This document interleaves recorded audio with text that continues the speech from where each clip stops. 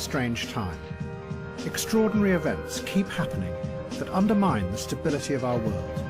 Suicide bombs, waves of refugees, Donald Trump, Vladimir Putin, even Brexit. Yet those in control seem unable to deal with them. And no one has any vision of a different or a better kind of future. This film will tell the story of how we got to this strange place. It is about how over the past 40 years, politicians, financiers and technological utopians, rather than face up to the real complexities of the world, retreated. Instead, they constructed a simpler version of the world in order to hang on to power.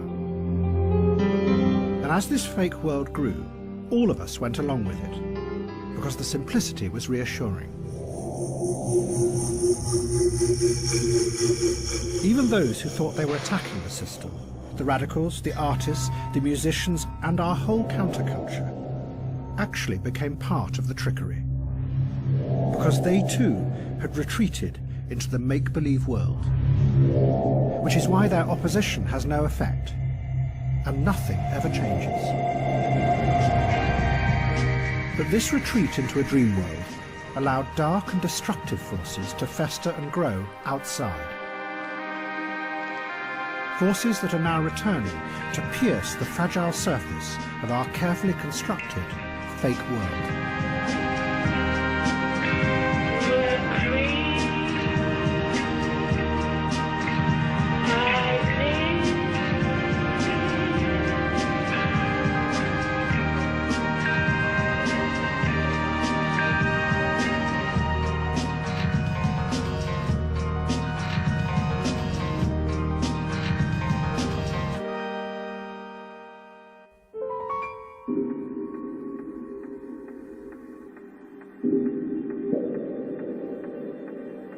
The story begins in two cities at the same moment in 1975. One is New York, the other is Damascus. It was a moment when two ideas about how it might be possible to run the world without politics first took hold.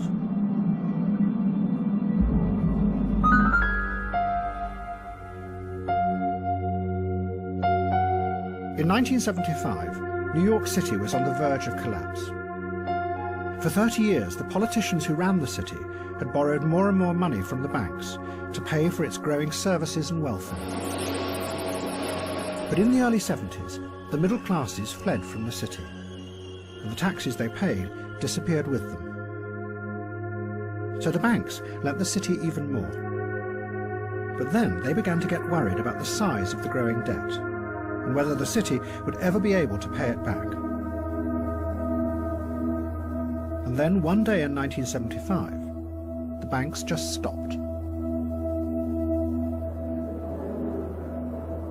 The city held its regular meeting to issue bonds in return for the loans, overseen by the city's financial controller.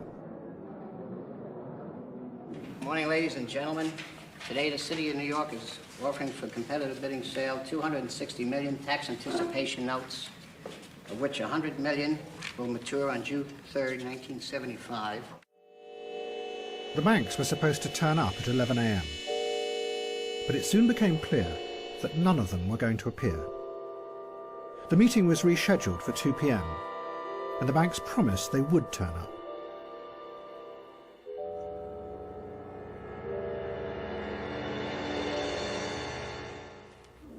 The announcement on behalf of the controller is that the offer, which we had expected to receive and announce at 2 o'clock this afternoon, is now expected at 4 o'clock. Paul, does this mean that so far nobody wants those bonds? We will be making a further announcement at 4 o'clock, and anything further that I could say now I think would not advance the interests of the sale, which is now in progress. Does this mean that you have not been able to sell them so far today?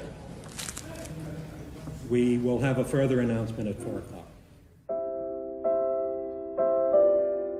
What happened that day in New York marked a radical shift in power.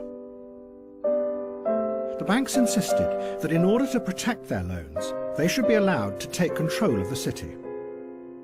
The city appealed to the president, but he refused to help. So a new committee was set up to manage the city's finances. Out of 9 members, 8 of them were bankers. It was the start of an extraordinary experiment where the financial institutions took power away from the politicians and started to run society themselves. The city had no other option. The bankers enforced what was called austerity on the city, insisting that thousands of teachers, policemen and firemen were sacked. This was a new kind of politics. The old politicians believed that crises were solved through negotiations and deals. The bankers had a completely different view. They were just the representatives of something that couldn't be negotiated with, the logic of the market. To them, there was no alternative to this system. It should run society.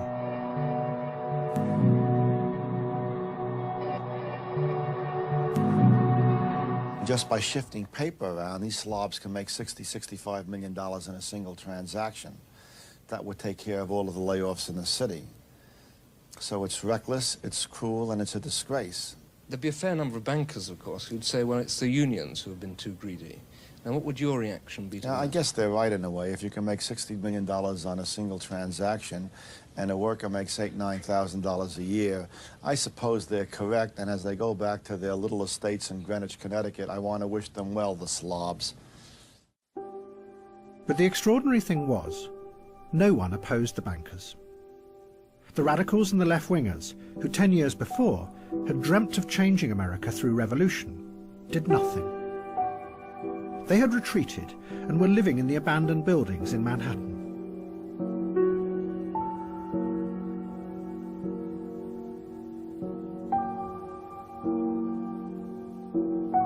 The singer Patti Smith later described the mood of disillusion that had come over them. I could not identify with the political movements any longer, she said. All the manic activity in the streets. In trying to join them, I felt overwhelmed by yet another form of bureaucracy. What she was describing was the rise of a new, powerful individualism that could not fit with the idea of collective political action. Instead, Patti Smith and many others became a new kind of individual radical who watched the decaying city with a cool detachment. They didn't try and change it, they just experienced it. Look at that, isn't that cool? I love that, where like kids write all over the walls. That to me is neater than any art sometimes. Jose and Maria forever. Oh, there's a lot of things like when you pass by big movie houses, maybe we'll find one, but they have little movie screens where you can see clips of like Z or something like that. People watch it over and over. I've seen people, I've checked them out all day. I've gone back and forth and they're still there watching the credits of a movie because they don't have enough dough, but it's some entertainment, you know. Instead, radicals across America turned to art and music as a means of expressing their criticism of society. They believed that instead of trying to change the world outside, and while we were dozing, the money crept in.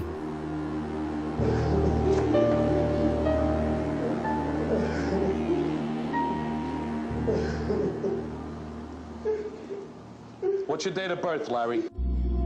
But one of the people who did understand how to use this new power was Donald Trump. Trump realized that there was now no future in building housing for ordinary people because all the government grants had gone. But he saw that there were other ways to get vast amounts of money out of the state. Trump started to buy up derelict buildings in New York, and he announced that he was going to transform them into luxury hotels and apartments. But in return, he negotiated the biggest tax break in New York's history, worth $160 million. The city had to agree because they were desperate. And the banks, seeing a new opportunity, also started to lend him money. And Donald Trump began to transform New York into a city for the rich. while he paid practically nothing.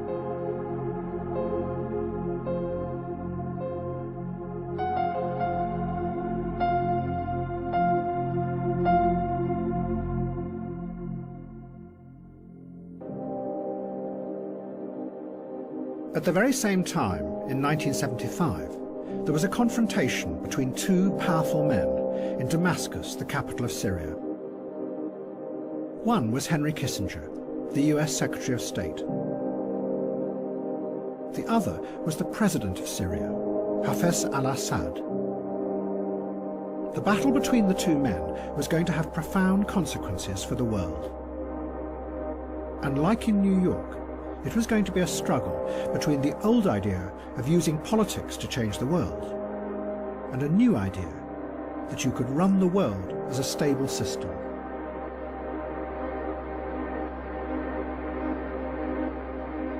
President Assad dominated Syria. The country was full of giant images and statues that glorified him. He was brutal and ruthless, killing or imprisoning anyone he suspected of being a threat. But Assad believed that the violence was for a purpose. He wanted to find a way of uniting the Arab countries and using that power to stand up to the West. 4, 3, 2, 1. Kissinger was also tough and ruthless. He had started in the 1950s as an expert in the theory of nuclear strategy, what was called the delicate balance of terror. It was the system that ran the Cold War. Both sides believed that if they attacked, the other side would immediately launch their missiles and everyone would be annihilated. Kissinger had been one of the models for the character of Dr. Strangelove in Stanley Kubrick's film. Mr. President, I would not rule out the chance to preserve a nucleus of human specimens. It would be quite easy. At the bottom of some of our deeper mine shafts. Henry was not a warm, friendly, modest, jovial sort of person. He was thought of as one of the more anxious, temperamental, self-conscious, ambitious, inconsiderate people at Harvard. Kissinger saw himself as a hard realist. He had no time for the emotional turmoil of political ideologies. He believed that history had always really been a struggle for power between groups and nations. But what Kissinger took from the Cold War was a way of seeing the world as an interconnected system. And his aim was to keep that system in balance and prevent it from falling into chaos. I believe that with all the dislocations we now experience, there also exists an extraordinary opportunity to form for the first time in history a truly global society carried by the principle of interdependence. And if we act wisely and with vision, I think we can look back to all this turmoil as the birth pangs of a more creative and better system. If we miss the opportunity, I think there's going to be chaos. The flight has been delayed, we understand now. The Kissinger will be arriving here about an hour and a half from now. So we'll just get have the press informed, and then we'll stay in contact with you. And it was this idea that Kissinger set out to impose on the chaotic politics of the Middle East. But to manage it, he knew that he was going to have to deal with President Assad of Syria. President Assad was convinced that there would only ever be a real and lasting peace between the Arabs and Israel if the Palestinian refugees were allowed to return to their homeland. Hundreds of thousands of Palestinians were living in exile in Syria, as well as in the Lebanon and Jordan. Have you found that the Palestinians here want to integrate with the Syrians at all? Oh, no, never. They don't want not here or neither in Lebanon or in Jordan, never. No, because they want to stay as a whole, as a Palestinian. And they call themselves those who go back, al-Aidun in Arabic. Assad also believed that such a peace would strengthen the Arab world. But Kissinger thought that strengthening the Arabs would destabilize his balance of power. So he set out to do the very opposite, to fracture the power of the Arab countries by dividing them and breaking their alliances, so they would keep each other in check. Kissinger now played a double game, or as he termed it, constructive ambiguity. In a series of meetings, he persuaded Egypt to sign a separate agreement with Israel. But at the same time, he led Assad to believe that he was working for a wider peace agreement, one that would include the Palestinians.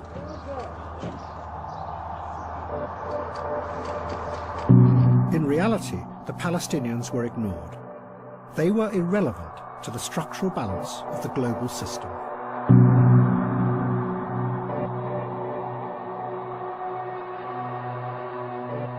The hallmark of Kissinger's thinking about international politics is its structural design. Everything is always connected in his mind to everything else. But his first thoughts are on that level, on the structural global balance of power level.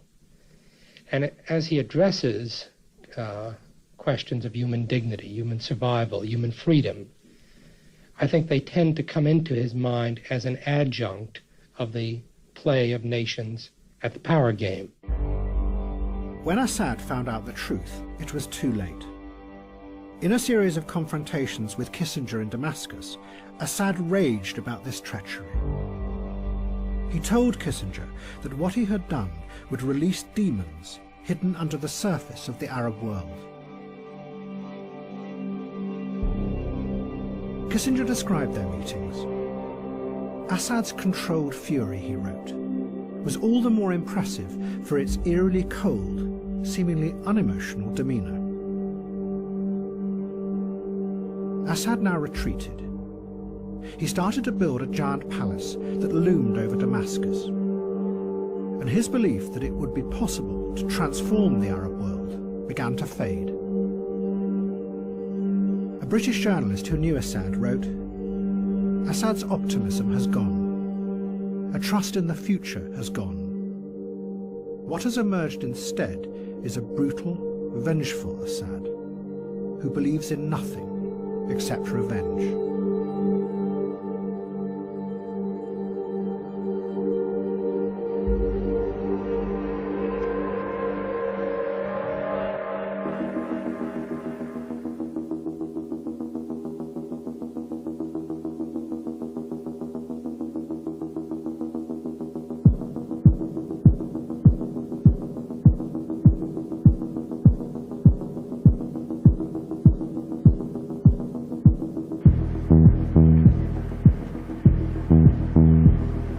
The original dream of the Soviet Union had been to create a glorious new world.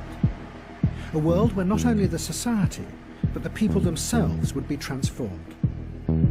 They would become new and better kinds of human beings.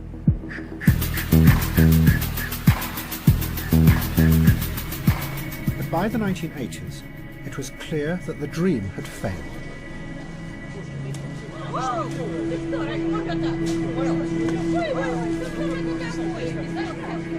The Soviet Union became instead a society where no one believed in anything or had any vision of the future.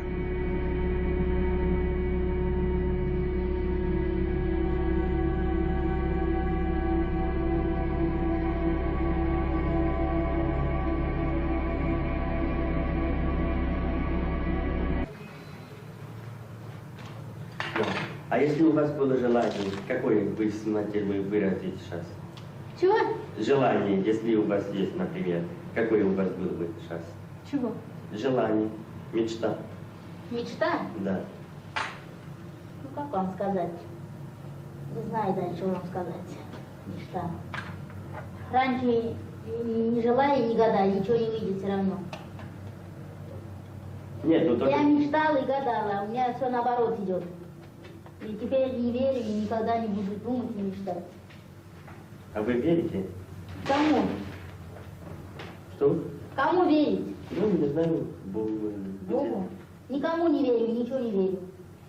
И вам тоже не верю.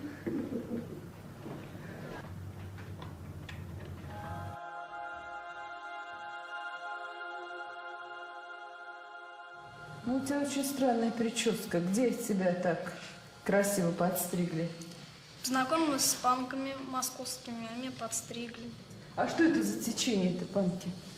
Ну, это люди, которые любят свободу, там, терпят насилие, там. А ты не свободна, да? Свободно.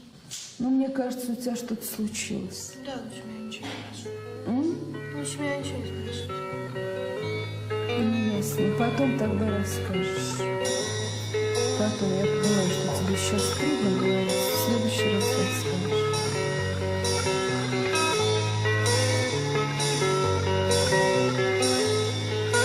Я повторяю 10 раз и снова. Никто не знает, как же мне хуёво. И телевизор с потолка свисает.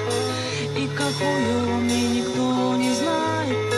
Все это до того подзаебало, что хочется опять начать сначала. Куплет печальный, он такой, что снова я повторяю, как же мне хуёво. Those who ran the Soviet Union had believed that they could plan and manage a new kind of socialist society. But they had discovered that it was impossible to control and predict everything, and the plan had run out of control. But rather than reveal this, the technocrats began to pretend that everything was still going according to plan. And what emerged instead was a fake version of the society. The Soviet Union became a society where everyone knew that what their leaders said was not real, because they could see with their own eyes that the economy was falling apart. But everybody had to play along and pretend that it was real, because no one could imagine any alternative.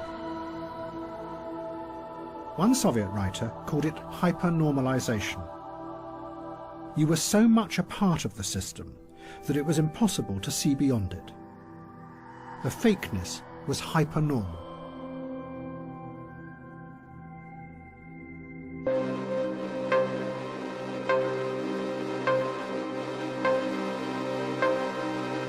I, Ronald Reagan, do solemnly swear that I will faithfully execute the office of President of the United States. That I will faithfully execute the office of President of the United States. The new President of America had a new vision of the world. It wasn't the harsh realism of Henry Kissinger any longer. It was different. It was a simple, moral crusade, where America had a special destiny to fight evil and to make the world a better place. The places and the periods in which man has known freedom are few and far between, just scattered moments on the span of time. And most of those moments have been ours. The American people have a genius for great and unselfish deeds. Into the hands of America, God has placed the destiny of an afflicted mankind. God bless America. But this crusade was going to lead Reagan to come face to face with Henry Kissinger's legacy. And above all, the vengeful fury of President Assad of Syria. Israel was now determined to finally destroy the power of the Palestinians. And in 1982, they sent a massive army to encircle the Palestinian camps in the Lebanon. Do you know how strong the Israelis are? Do you know how many tanks they have outside Beirut? Do you know how strong they are? يعني بيقول انه احنا بنعرف انه الاسرائيليين اقوياء، فهل هذا بيأثر علينا؟ اسرائيل وامريكا وكل دول العالم ما بتأثر علينا طول ما سلاحنا بايدنا، ولا اي دولة في العالم تقدر تحاربنا. We are not ready to surrender. طول ما هو الشعب رافع راسه والشعب معنا ما حدا بيقدرنا. طلع شاب يانج لسه بيبل اولاد صغار على الحارة. Dash into this building here because the PLO guys with us expect that sooner or later there will be a huge explosion. There have been several of these in the last few minutes. As you can see, there's enormous damage in all the buildings around here.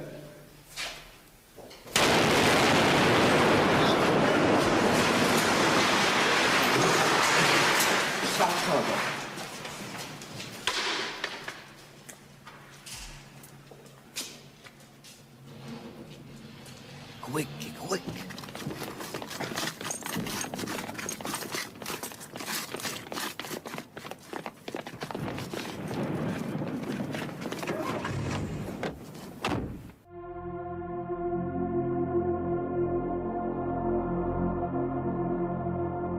2 months later, thousands of Palestinian refugees were massacred in the camps. It horrified the world. But what was even more shocking was that Israel had allowed it to happen. Its troops had stood by and watched as a Christian Lebanese faction murdered the Palestinians.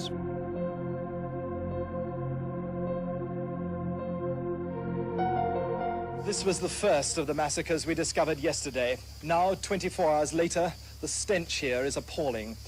But the effects on the Israelis of what their Christian allies did here and in dozens of other places around this camp are going to be immense. There's always been a risk of such massacres if Christian militiamen were allowed to come into Palestinian camps, and the Israelis seem to have done nothing to prevent them coming into this one. In the face of the horror and the growing chaos, President Reagan was forced to act. He announced that American Marines would come to Beirut to lead a peacekeeping force. Reagan insisted that the troops were neutral, but President Assad was convinced that there was another reality. He saw the troops as part of the growing conspiracy between America and Israel to divide the Middle East into factions and destroy the power of the Arabs. Assad decided to get the Americans out of the Middle East. And to do this, he made an alliance with the new revolutionary force of Ayatollah Khomeini's Iran. And what Khomeini could bring to Assad was an extraordinary new weapon that he had just created. It was called the poor man's atomic bomb.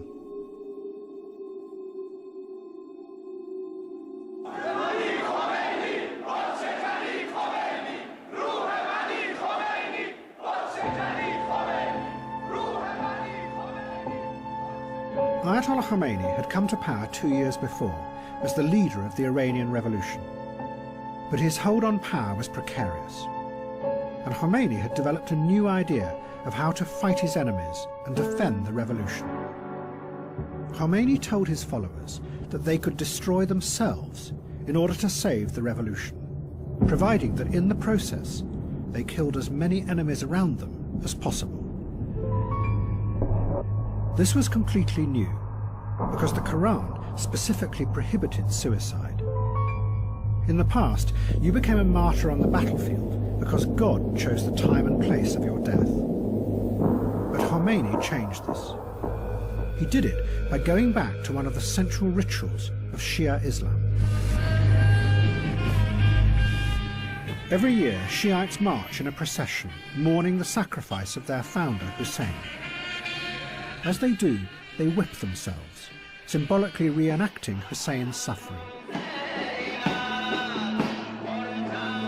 Khomeini said that the ultimate act of penitence was not just to whip yourself, but to kill yourself, providing it was for the greater good of the revolution. In the name of God, the compassionate, the merciful, good afternoon.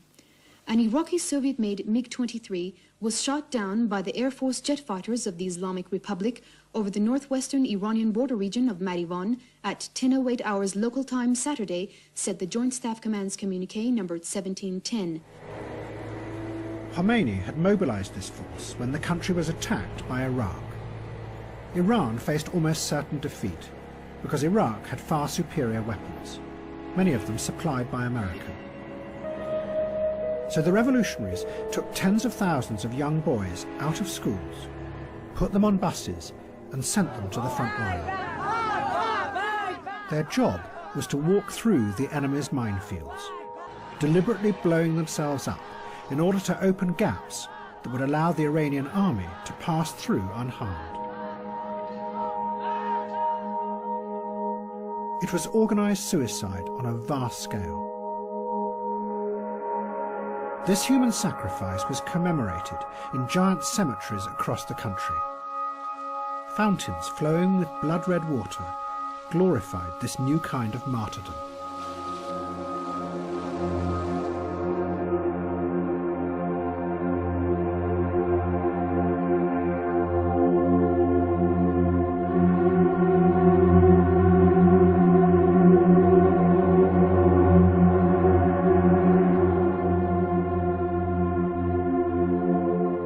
This new idea of an unstoppable human weapon that President Assad took from Khomeini and brought to the West for the first time.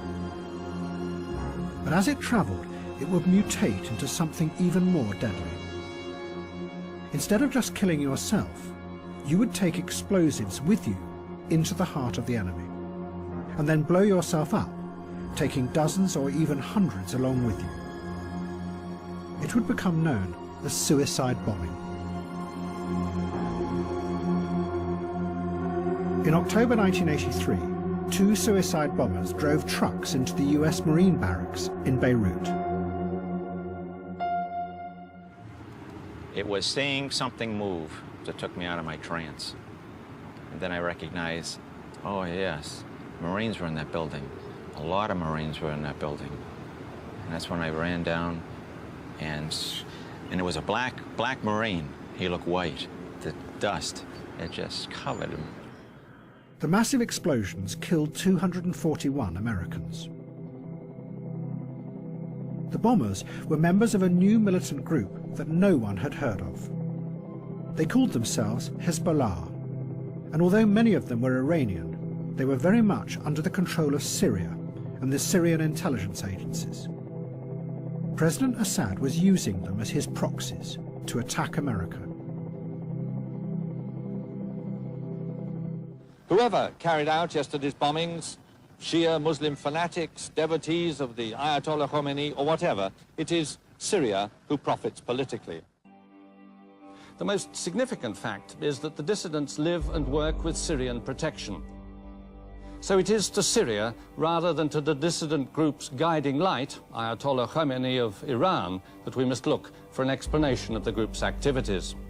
Destabilization is Syria's Middle Eastern way of reminding the world that Syria must not be left out of plans for the future of the area.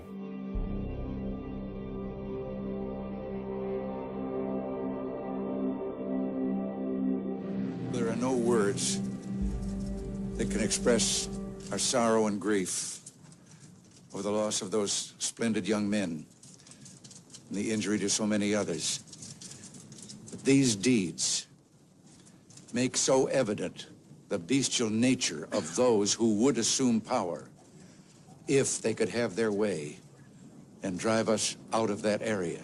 But despite his words, within 4 months, President Reagan withdrew all the American troops from the Lebanon.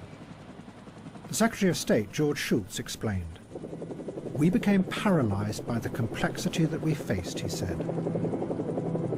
So the Americans turned and left. For President Assad, it was an extraordinary achievement. He was the only Arab leader to have defeated the Americans and forced them to leave the Middle East.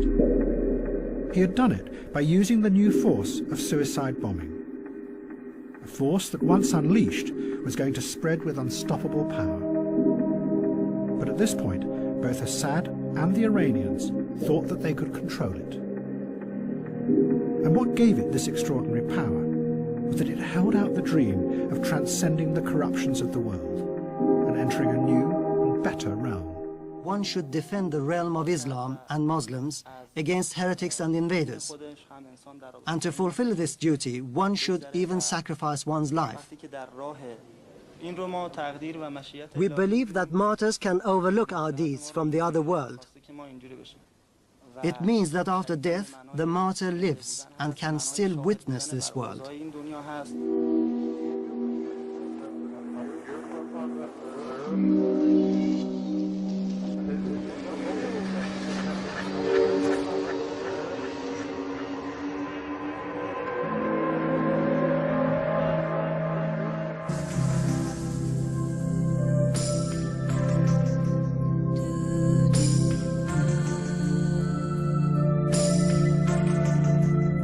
By the middle of the 1980s, the banks were rising up and becoming ever more powerful in America.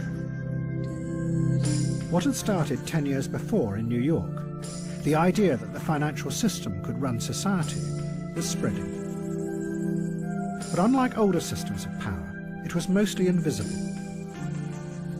A writer called William Gibson tried to dramatize what was happening in a powerful, imaginative way in a series of novels.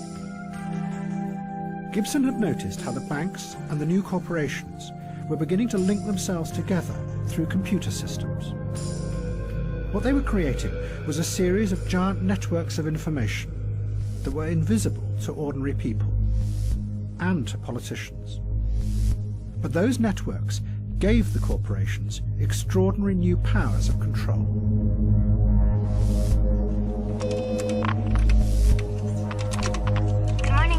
Development, may I help you? Gibson gave this new world a name. He called it cyberspace, and his novels described a future that was dangerous and frightening. Hackers could literally enter into cyberspace, and as they did, they travelled through systems that were so powerful that they could reach out and crush intruders by destroying their minds. In cyberspace, there were no laws, and no politicians to protect you. Just raw, brutal, corporate power.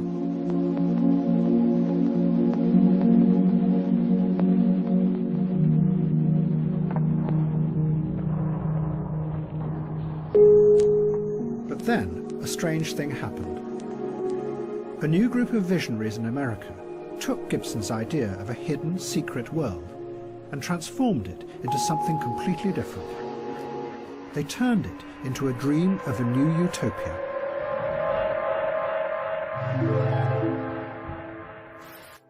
They were the technological utopians who were rising up on the west coast of America. They turned Gibson's idea on its head. Instead of cyberspace being a frightening place dominated by powerful corporations, they reinvented it as the very opposite. A new, safe world where radical dreams could come true. 10 years before, faced by the complexity of real politics, the radicals had given up on the idea of changing the world.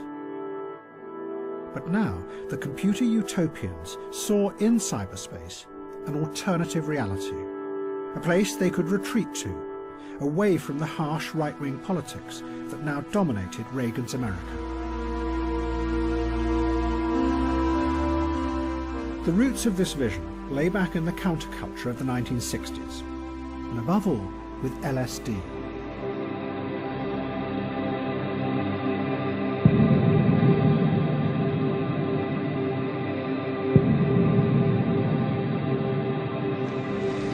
We've got some more acid over here if you want to go ahead and drop it. Many of those who had taken LSD in the 60s were convinced that it was more than just another drug, that it opened human perception and allowed people to see new realities that were normally hidden from them. See, the ones that have white in them are really great.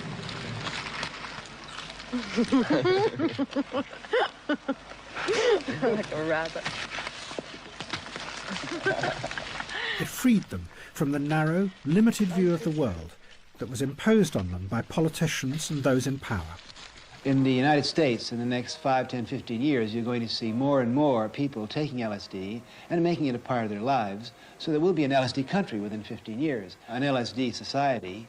There'll be less interest in, obviously, warfare, in power politics. You know, politics today is a disease. That's a real addiction. Politics, politics, politics, politics. Don't politic. don't vote. These are old men's games, impotent and senile old men that want to put you onto their old chess games of war and power. 20 years later, the new networks of machines seemed to offer a way to construct a real alternate reality. Not just one that was chemically induced, but a space that actually existed in a parallel dimension to the real world. And like with acid, cyberspace could be a place where you would be liberated from the old corrupt hierarchies of politics and power, and explore new ways of being. One of the leading exponents of this idea was called John Perry Barlow. In the 60s, he had written songs for the Grateful Dead and been part of the acid counterculture. Now, he organised what he called cyberthons to try and bring the cyberspace movement together. Well, you know, the Cyberthon, as it was originally conceived, was supposed to be the 90s equivalent of the acid test. And we had thought to involve some of the same personnel. You and I and Timmy should sit down and talk. Okay, that's good. And it immediately acquired a financial quality, or commercial quality, that was initially a little unsettling to an old hippie like me, but as soon as I saw it actually working, then I thought, well, if you're going to have an acid test for the 90s, money better be involved. Instead of having a glass barrier that separates your mind, from the mind of the computer pulls us inside and creates a world for us. Incorporates everything that could be incorporated. It incorporates experience itself. Barlow then wrote a manifesto that he called a Declaration of Independence of Cyberspace. It was addressed to all politicians, telling them to keep out of this new world. It was going to be incredibly influential, because what Barlow did was give a powerful picture of the internet, not as a network controlled by giant corporations, but instead as a kind of magical, free place, an alternative to the old systems of power.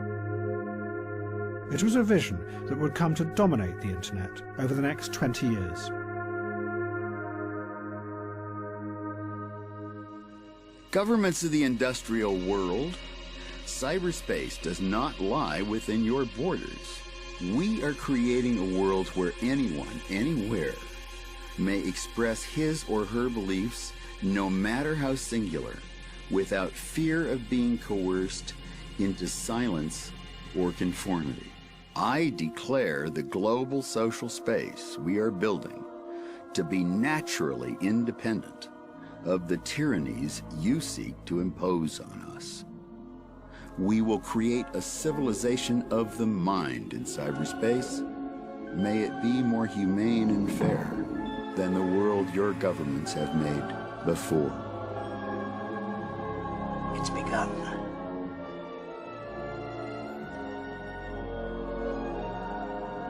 This is the key to a new order. This code disk means freedom.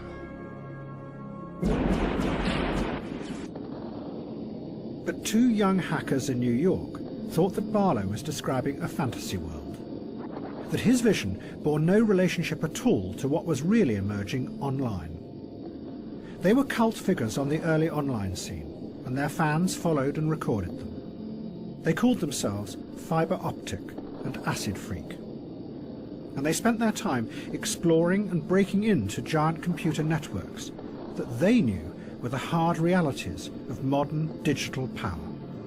My specific instance, I was charged with conspiracy to commit a few dozen overt acts, they called them, among a number of things having to do with computer trespass and I guess computer eavesdropping, interception, unauthorized access to federal interest computers, which is a pretty vague law, communications network computers and so on. In a notorious public debate online, the two hackers attacked Barlow. What infuriated them most was Barlow's insistence that there was no hierarchy or controlling powers in the new cyber world. The hackers set out to demonstrate that he was wrong. Acid Freak hacked into the computers of a giant corporation called TRW. TRW had originally built the systems that ran the Cold War for the US military. They had helped create the delicate balance of terror. Now, TRW had adapted their computers to run a new system, that of credit and debt. Their computers gathered up the credit data of millions of Americans and were being used by the banks to decide individuals' credit ratings. The hackers broke into the TRW network, stole Barlow's credit history, and published it online.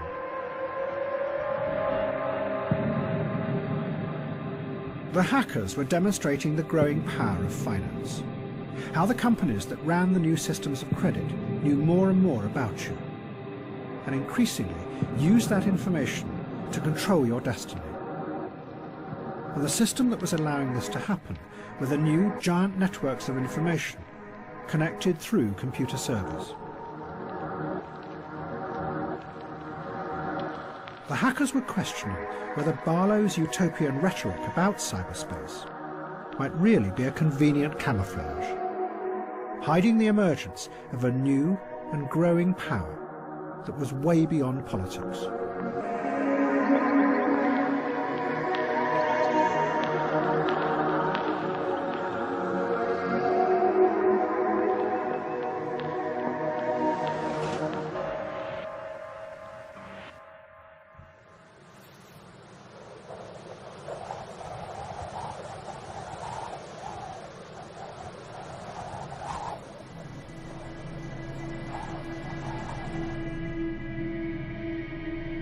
But cyberspace was not the only imaginary story being created. Faced with the humiliating defeat in the Lebanon, President Reagan's government was desperate to shore up the vision of a moral world where a good America struggled against evil. And to do this, they were going to create a simple villain, an imaginary enemy, one that would free them from the paralyzing complexity of real Middle Eastern politics. And the perfect candidate was waiting in the wings. Colonel Gaddafi, the ruler of Libya.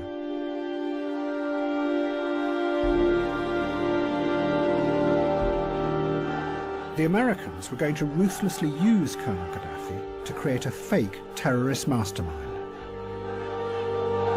As a young officer, Gaddafi had been sent to England for training.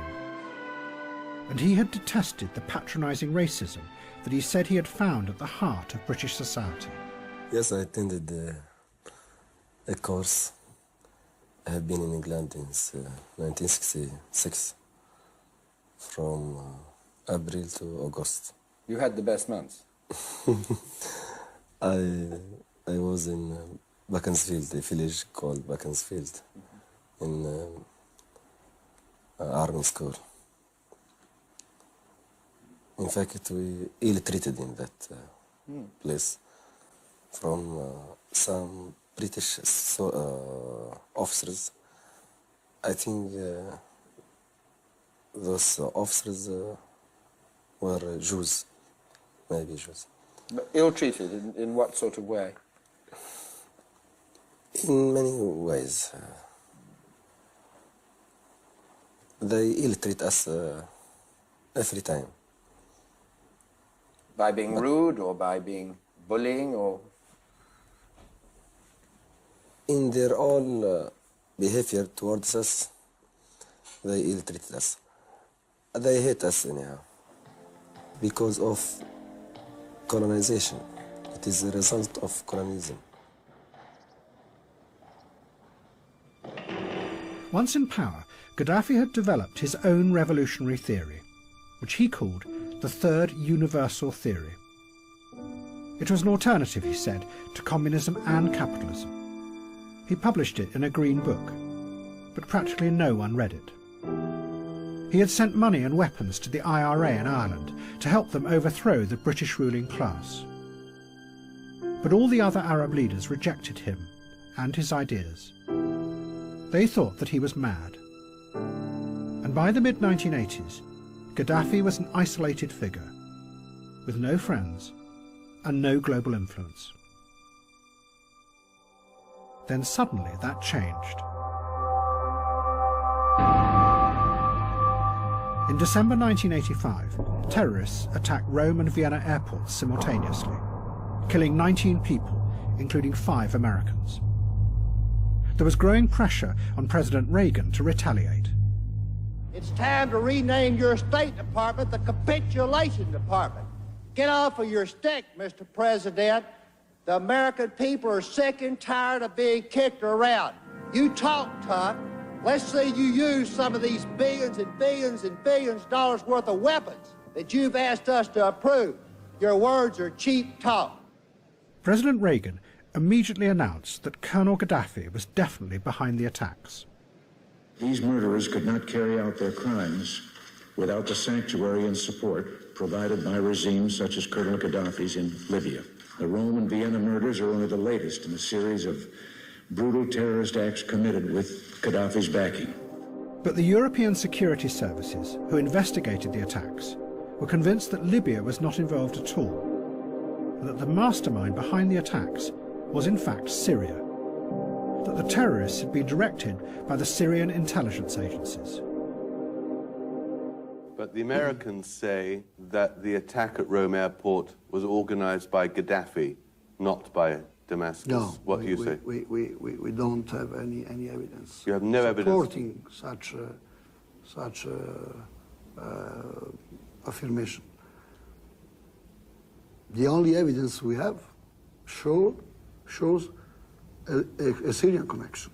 You say that it was Libya, and the president said the evidence of Libya's culpability was irrefutable. Yeah.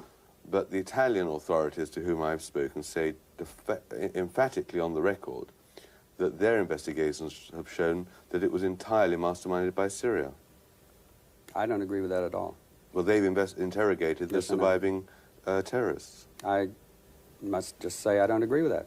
But you've no evidence that Libya was in on the planning either. Our evidence on Libya is circumstantial but very strong. But why does the president then say it's irrefutable if you call it circumstantial? Well, people can be convicted and sentenced in our courts on circumstantial evidence. But what made it even more confusing was that although there seemed to be no evidence that Gaddafi had been behind the attacks, he made no attempt to deny the allegations.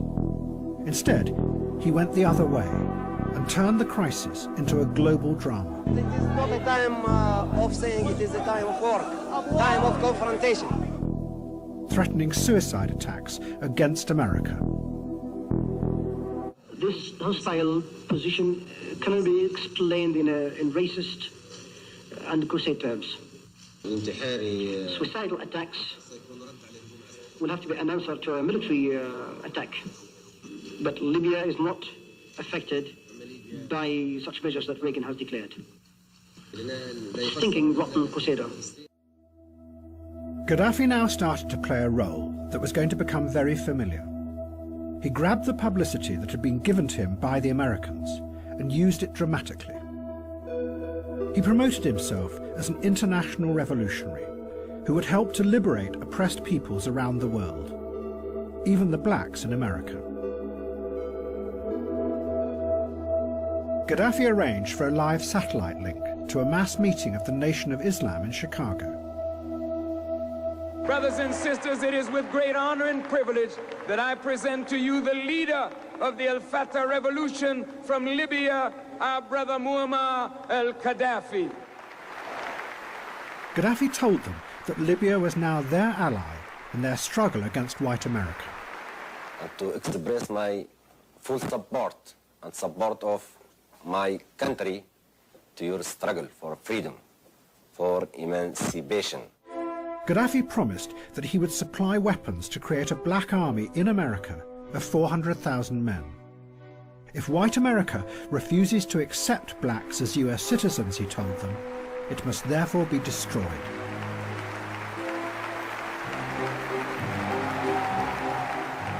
Gaddafi also invited a group of German rocket scientists to come to Libya to build him a rocket. He insisted it had no military purpose. Libya was now going to explore outer space.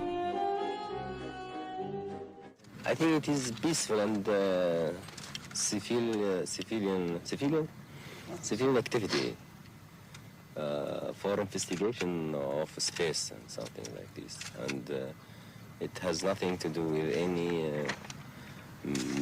military things. But no one believed him. Journalists warned that Gaddafi was really preparing to attack Europe, vividly dramatising the new danger. That is something like this, which goes that way to put something into space. But the same device, tilted, say, to an angle of 45 degrees, could, of course, become something very different. A missile possibly carrying a warhead. That would put Libya within range of an enormous area. A chilling proposition with its range of 2,000 kilometers. The Americans and Gaddafi now became locked together in a cycle of mutual reinforcement. In the process, a powerful new image was created that was going to capture the imagination of the West. Gaddafi became a global supervillain, at the head of what was called a rogue state. A madman who threatened the stability of the world. And Gaddafi was loving every minute of it. Does he think in the past his decisions sometimes have been taken too quickly? Maybe. On world affairs? Maybe. I think sometimes that is what has made people in the world nervous of you, perhaps. Maybe.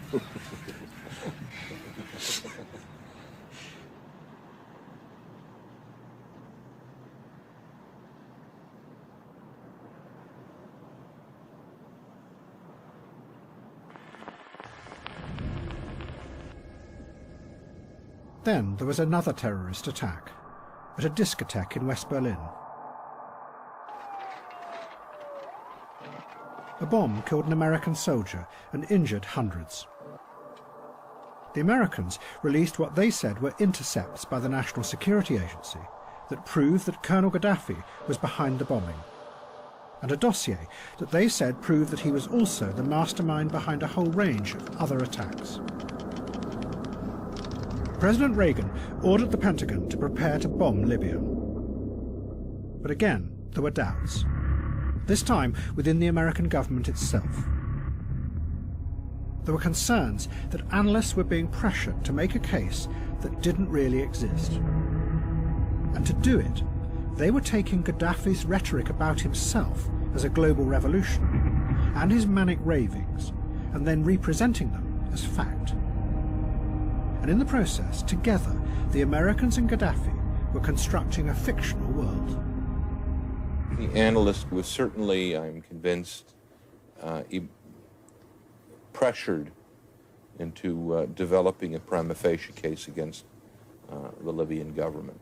From the somewhat incoherent ravings of a maniac, both interceptions of a clandestine nature and interceptions of a open radio broadcasts or whatever, as well as other sources, quotations of his, that one can assemble a neatly put together package demonstrating that the man had violent interests against the United States and its European allies.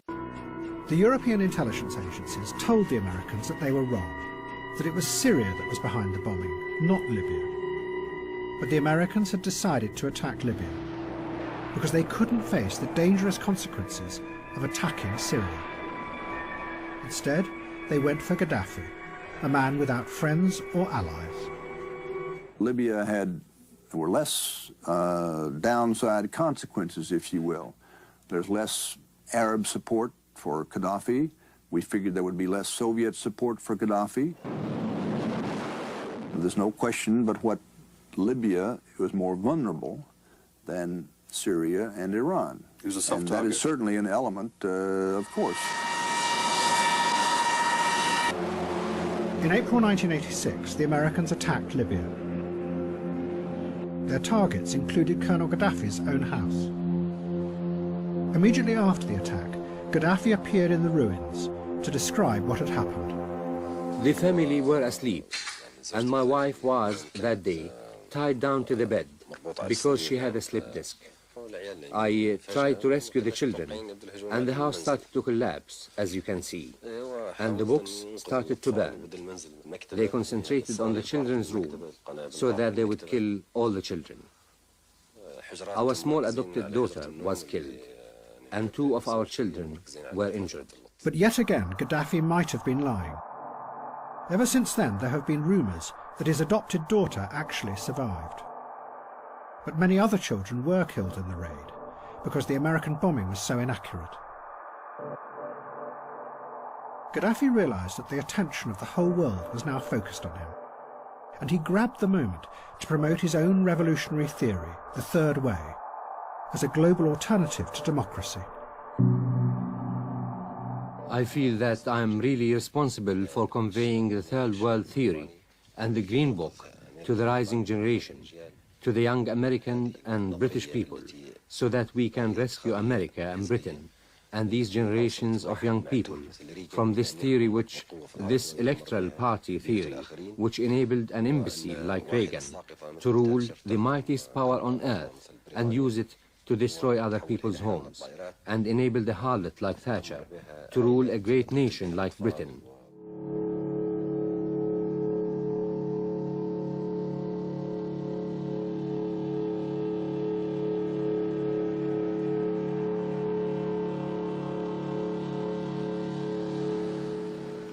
Look at that. What the heck is that? Oh my God. Look at that. Holy crap.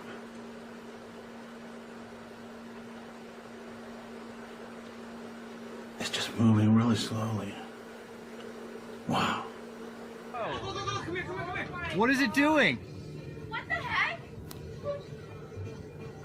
Guys, it's a freaking Whoa! Oh my gosh! What What is happening? What is going on? Oh my gosh, Tom! Holy shit. Oh my god, guys! Guys, is that a freaking UFO? Wait, can you get a good video? Good. What is it? What the hell?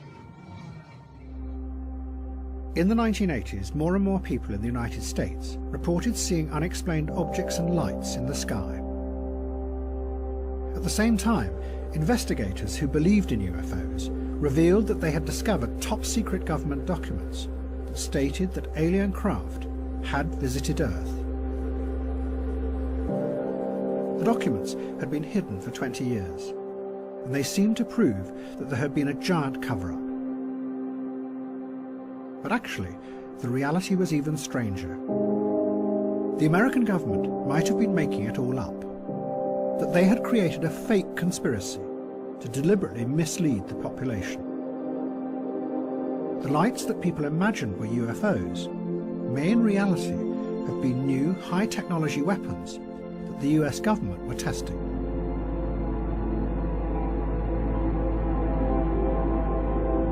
The government had developed the weapons because they, in turn, imagined that the Soviet Union was far stronger than it was, and still wanted to conquer the world. The government wanted to keep the weapons secret, but they couldn't always hide their appearance in the skies. So it is alleged that they chose a number of people to use to spread the rumour that these were really alien visitations. One of those chosen was called Paul Benowitz, who lived outside a giant airbase in New Mexico and had noticed strange things going on. Years later, I sat down with Paul at dinner and told Paul exactly that everything we did was a sanctioned counterintelligence operation to convince him that what he was seeing was UFOs, and that what we didn't want him to know was that he tapped into something on the base, and we didn't want him to ever disclose that. We kind of planted the seed in Paul that what he was seeing and what he was hearing and what he was collecting was, in fact, probably maybe UFOs. Benowitz and others chosen by the agency were, it is alleged, given a series of forged documents. Many of them were top-secret memos by the military describing sightings of unidentified aerial vehicles. The documents spread like wildfire, and they formed the basis for the wave of belief in UFOs that would spread through America in the 1990s. What the fuck is that, nigga?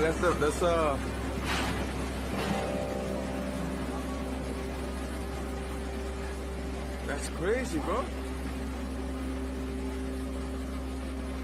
Got that space, And it also fueled the wider, growing belief that governments lied to you, that conspiracies were real. What the Reagan administration were doing, both with Colonel Gaddafi and with the UFOs, was a blurring of fact and fiction. But it was part of an even broader program. The president's advisors had given it a name. They called it perception management, and it became a central part of the American government during the 1980s. The aim was to tell dramatic stories that grabbed the public imagination, not just about the Middle East, but about Central America and the Soviet Union. And it didn't matter if the stories were true or not, providing they distracted people, and you, the politician, from having to deal with the intractable complexities of the real world.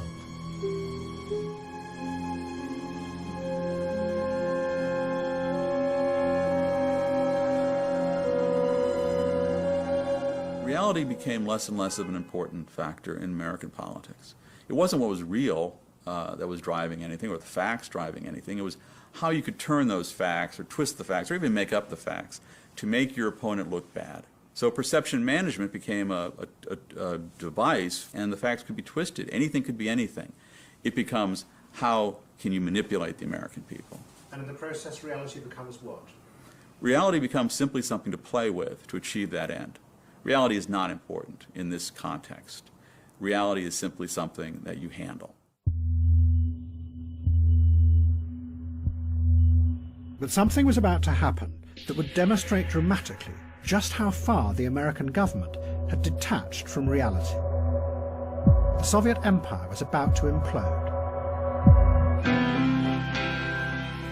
And no one, none of the politicians, or the journalists, or the think tank experts, or the economists, or the academics saw it coming.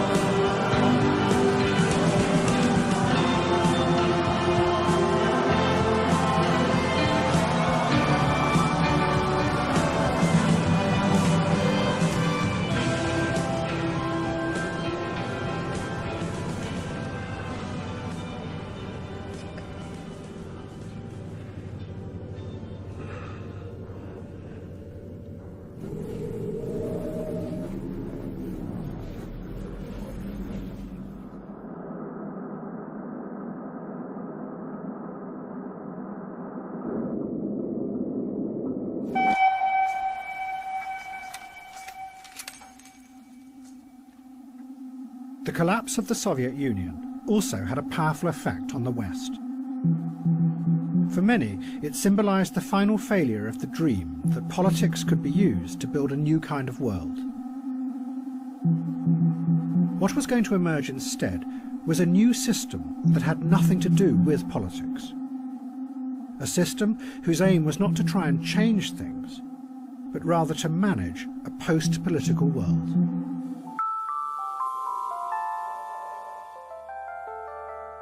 One of the first people to describe this dramatic change was a left-wing German political thinker called Ulrich Beck.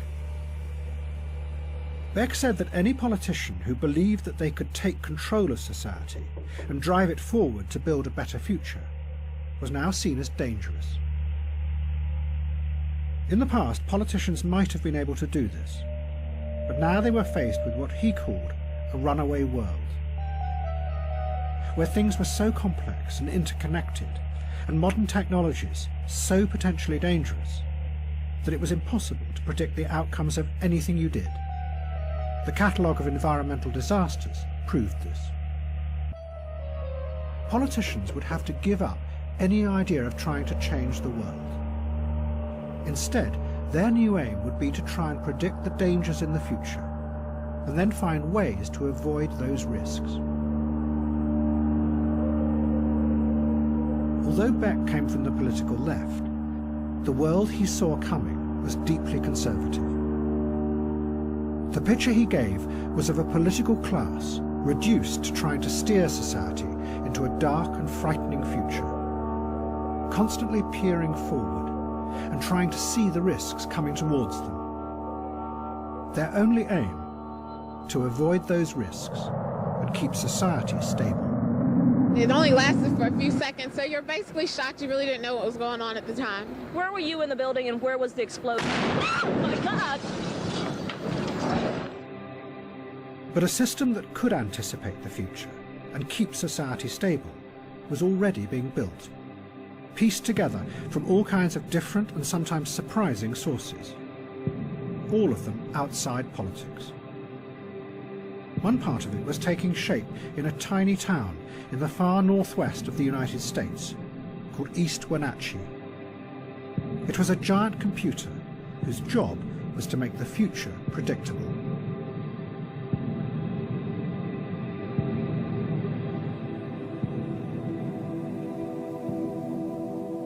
The man building it was a banker called Larry Fink. Back in 1986, Mr. Fink's career had collapsed.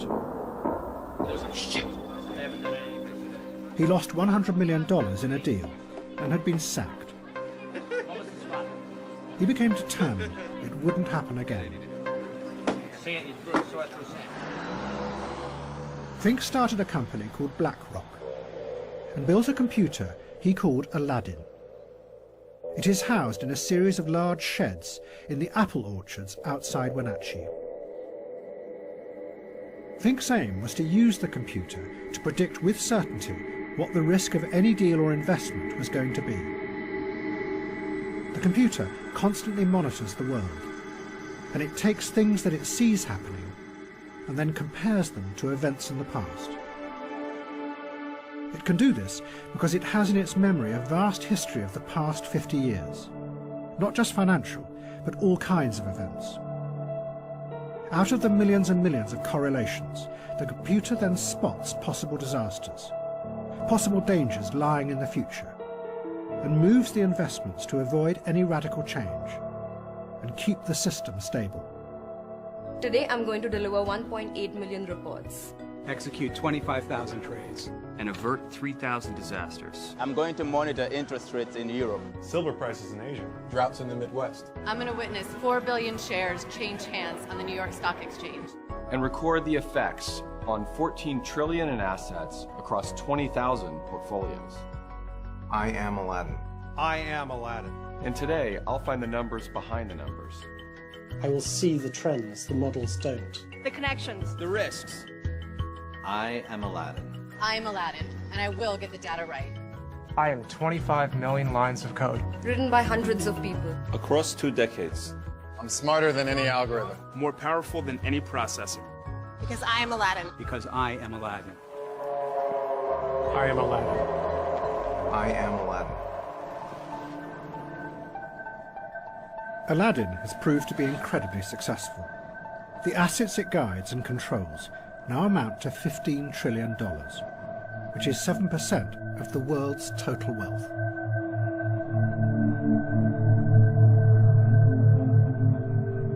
But Wenatchee was also a dramatic example of another kind of craving for stability and reassurance. More of its citizens took Prozac than practically any other town in America. When a person's central nervous system is changed by an SSRI with that medicine, they will view things differently, and they will be strangers. They look at things differently. I have a chemical up here that changes me. I think differently. For me, it was like walking around like this for my whole life and really not knowing that I was nearsighted. I mean, really. I mean, no one had ever offered me glasses. And then all of a sudden, here comes somebody that says, okay, now try these on, try this Prozac on. And I tried it on, and for the first time in my life, I went, whoa, is this the way reality really is? Your perception can be changed, and it's frightening and it's scary to people. It speaks of science fiction almost.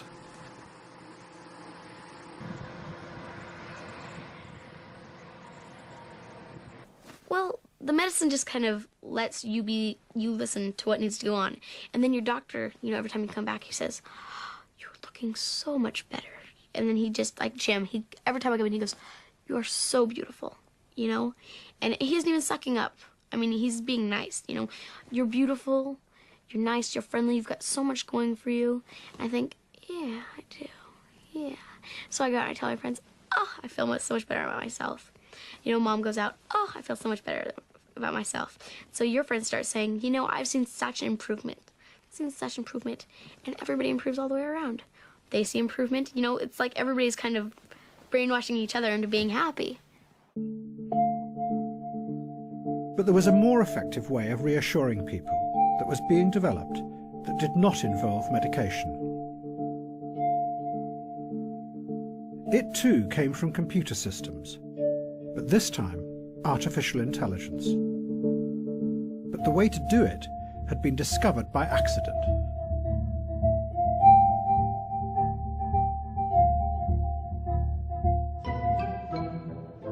Back in the 1960s, there had been optimistic dreams that it would be possible to develop computers that could think like human beings. Scientists then spent years trying to program the rules that governed human thought. But they never worked.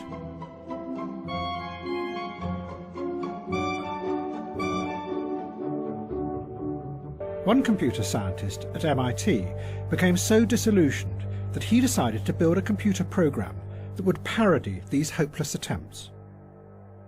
He was called Joseph Weizenbaum, and he built what he claimed was a computer psychotherapist. Just like a therapist, people could come and talk to the machine by typing in their problems. Weizenbaum called the program ELIZA. He modelled it on a real psychotherapist called Carl Rogers, who was famous for simply repeating back to the patient what they had just said. That is what ELIZA did. The patient sat in front of the screen and typed in what they were feeling, and the program repeated it back to them, often in the form of a question. Men are all alike. In what way? They're always bugging us about something or other. Can you think of a specific example? Well, my boyfriend made me come here. Your boyfriend made you come here? He says I'm depressed much of the time. I'm sorry to hear that you're depressed. It's true. I am unhappy. Do you think coming here will help you not to be unhappy? Well, I need some help. That much seems certain. One of the first people to use ELIZA was Weizenbaum's secretary, and her reaction was something that he had not predicted at all. And I asked her to my office and sat her down at the keyboard, and then she began to type. And of course, I looked over her shoulder to make sure that everything was operating properly. After 2 or 3 interchanges with the machine, she turned to me and she said, "Would you mind leaving the room, please?" And yet she knew, as Weizenbaum did, that ELIZA didn't understand a single word that was being typed into it. You're like my father in some ways. You don't argue with me. Why do you think I don't argue with you? You're afraid of me. Does it please you to think I'm afraid of you? My father's afraid of everybody. My father's afraid of everybody. Weizenbaum was astonished. He discovered that everyone who tried ELIZA became engrossed. They would sit for hours telling the machine about their inner feelings and incredibly intimate details of their lives. They also liked it because it was free of any kind of patronizing elitism. One person said, "After all, the computer doesn't burn out, look down on you, or try to have sex with you." What Eliza showed was that in an age of individualism, what made people feel secure was having themselves reflected back to them, just like in a mirror.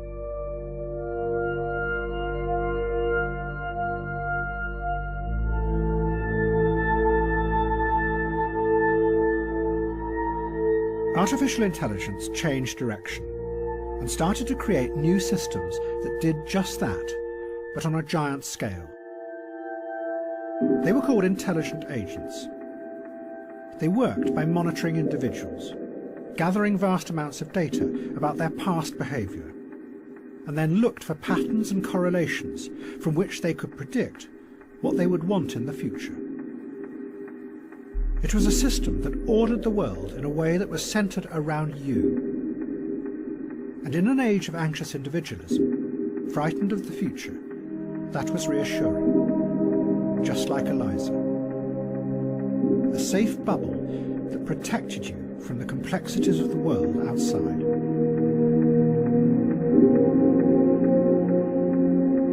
But the applications of this new direction proved fruitful and profitable. If you liked that, you'll love this.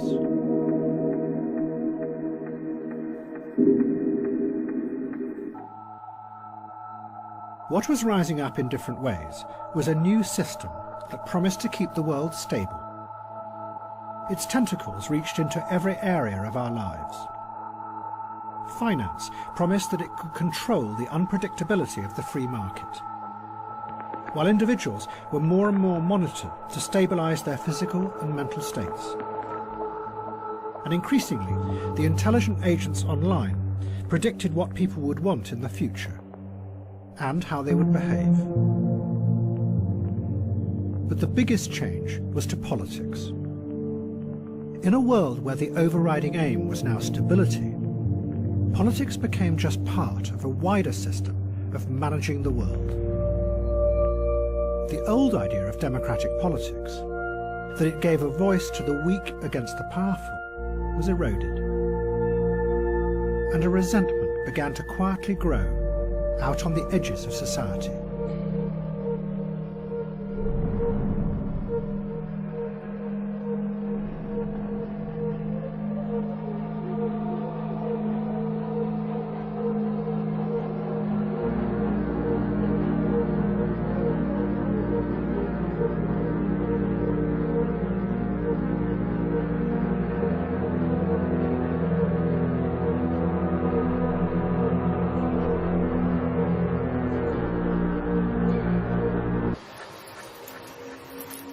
But the new system did have a dangerous flaw, because in the real world, not everything can be predicted by reading data from the past. And someone who was about to discover that to his own cost was Donald Trump.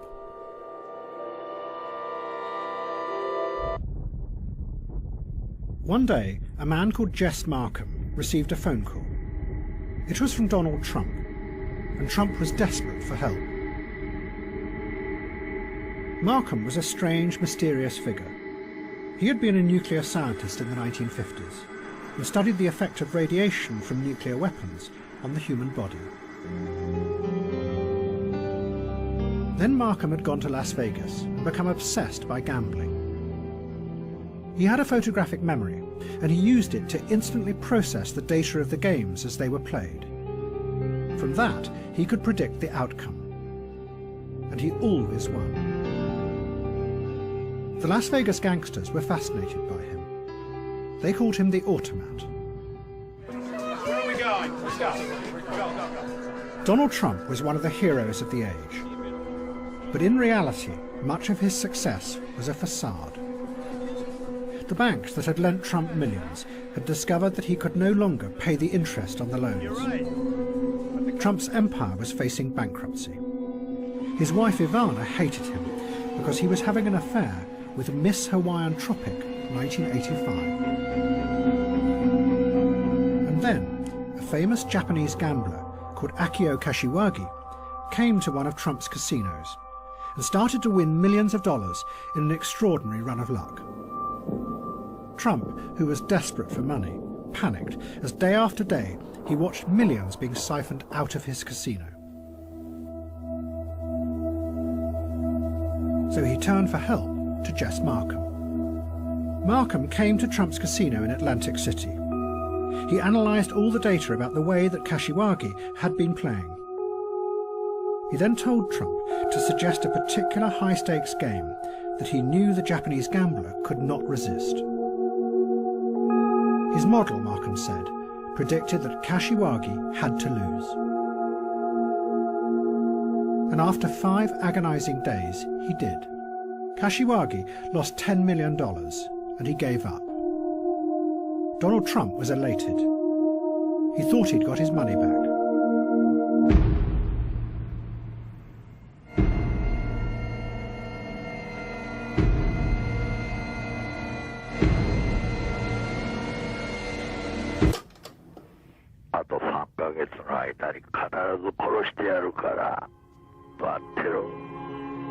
Before Kashiwagi could pay his debt, he was hacked to death in his kitchen by Yakuza gangsters. And Donald Trump didn't get his money. Trump's business went bankrupt, and he was forced to sell most of his buildings to the banks. And he married Miss Hawaiian Tropic. In the future, he would sell his name to other people to put on their buildings. And he himself would become a celebrity tycoon.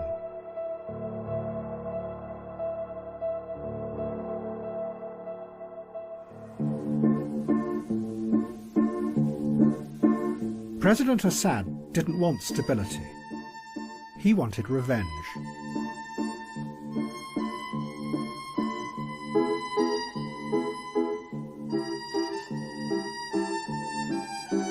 In December 1988, a bomb exploded on a Pan Am plane over Lockerbie in Scotland. Almost immediately, investigators and journalists pointed the finger at Syria.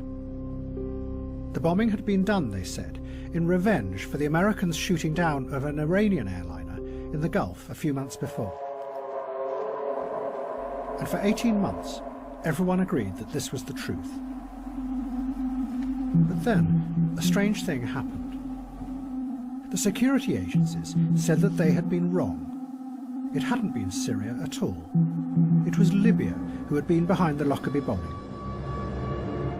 But many journalists and politicians did not believe it. They were convinced that the switch had happened for the most cynical of reasons. That America and Britain desperately needed Assad as an ally in the coming Gulf War against Saddam Hussein. So once again, they blamed Colonel Gaddafi as the terrorist mastermind. Well, Syria, of course, was unfortunately accused of many terrorist outrage and of harbouring terrorist groups. It appears that we have now restored relations with them, as have the Americans. They're now our friends, although we get no real assurances on the past whatsoever. It strikes me as very strange indeed that many of the things we thought were previously the responsibility of Syria have now dramatically become the responsibility of Libya. But Assad was not really in control, because he had released forces that no one would be able to control. The force that 10 years before he had brought from Iran to attack the West, the human bomb, was now about to jump, like a virus, from Shia to Sunni Islam.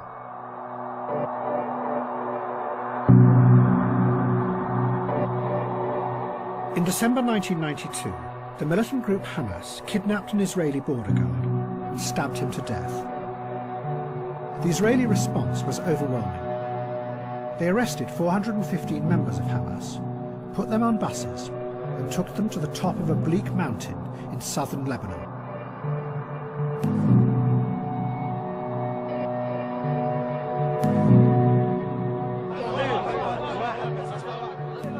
They left them there and refused to allow any humanitarian aid through.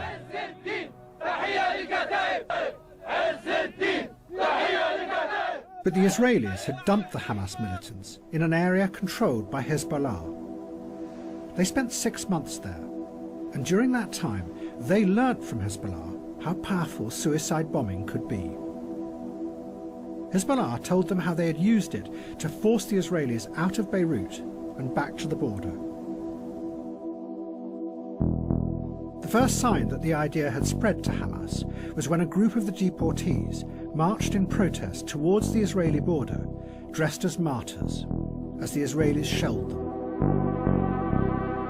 But it soon became more than just theatre. Hamas began a wave of suicide attacks in Israel.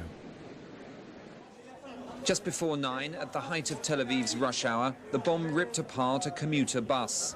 An amateur cameraman recorded the scene in the moments afterwards as a dazed woman was helped out of the smouldering wreckage. I didn't want to believe that under my house there is a bomb. And when I realized it's a bomb, I started to cry because it was the first time I saw it in Tel Aviv. Hamas sent the bombers into the heart of Israeli cities to blow themselves up and kill as many around them as possible. In doing this, Hamas were going much further than Hezbollah ever had. They were targeting civilians, something Hezbollah had never done. The tactic shocked the Sunni world. This was something completely alien to its history. Not only did the Quran forbid suicide, but Sunni Islam did not have any rituals of self-sacrifice, unlike the Shias. The most senior religious leader in Saudi Arabia insisted it was wrong. But a mainstream theologian from Egypt, called Sheikh Qaradawi, seized the moment. He issued a fatwa that justified the attacks. And, he added, it was also justified to kill civilians. Because in Israel, everyone, including women, serve as reservists. So really, they are all part of the enemy army. It's not suicide. It is martyrdom in the name of God. Islamic theologians and jurisprudents have debated this issue. Israeli women are not like women in our society because Israeli women are militarized. Secondly, I consider this type of martyrdom operation as an indication of justice of Allah Almighty. Allah is just. Through His infinite wisdom, He has given the weak what the strong do not possess, and that is the ability to turn their bodies into bombs like the Palestinians do. Hamas kept sending the bombers into Israel, sometimes day after day. The horror overwhelmed Israeli society, and it completely destroyed the ability of politics to solve the Palestinian crisis. Instead, in the Israeli election of 1996, Benjamin Netanyahu took power. He turned against the peace process, which was exactly what Hamas wanted. And from then on, the two sides became locked together in ever more horrific cycles of violence. The human bomb had destroyed the very thing that President Assad had first wanted: a real political solution to the Palestinian question. It was just after 1 o'clock and the market was full of shoppers. Streams of ambulances came to carry away the dead and the injured.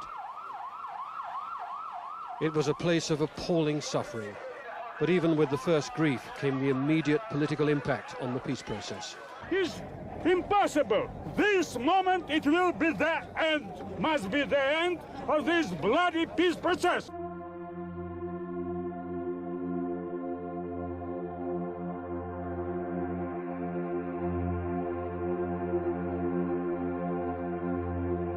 And in America, all optimistic visions of the future had also disappeared. Instead, everyone in society, not just the politicians, but the scientists, the journalists, and all kinds of experts, had begun to focus on the dangers that might be hidden in the future. This in turn created a pessimistic mood that then began to spread out from the rational technocratic world and infect the whole of the culture. And everyone became possessed by dark forebodings, imagining the very worst that might happen.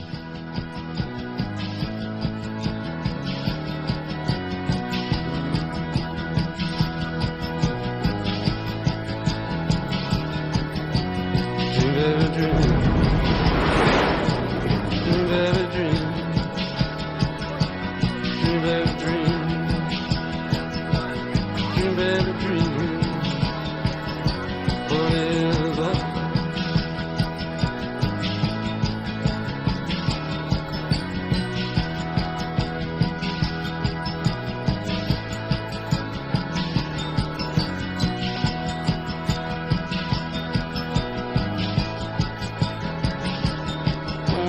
Dream, baby, dream.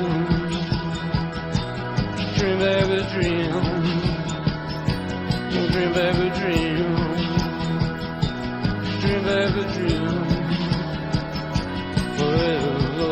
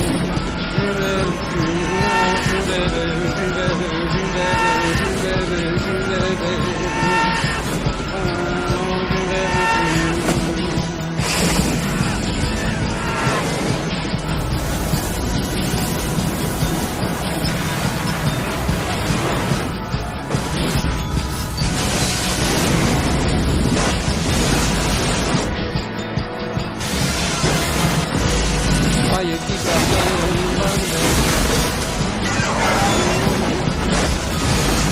Now you gotta keep that blame Monday forever, baby.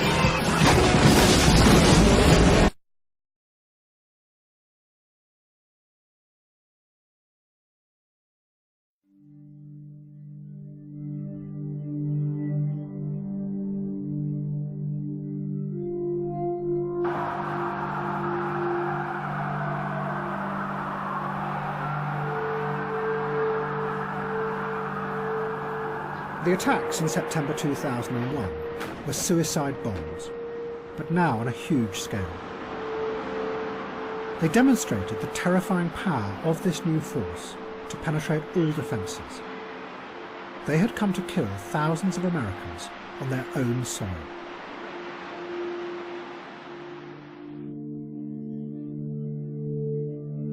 "20 years before, President Reagan had been confronted by the first suicide bombers. They had been unleashed by President Assad of Syria to force America out of the Middle East. But rather than confront the complexity of Syria and Israel and the Palestinian problem, America had retreated and left Syria and suicide bombing to fester and mutate. They had gone instead for Colonel Gaddafi and turned him into an evil global terrorist. But in the process, this changed the way people saw and understood terrorism. Instead of a violence born out of political struggles for power, it became replaced by a much simpler image of an evil tyrant at the head of a rogue state, who became more like an arch-criminal who wanted to terrorize the world.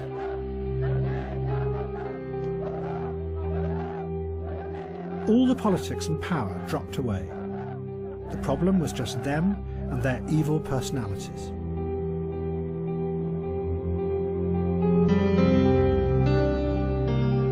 And after 9/11, this led to a new and equally simple idea: that if only you could remove these tyrannical figures, then the grateful people of their country would transform naturally into a democracy, because they would be free of the evil.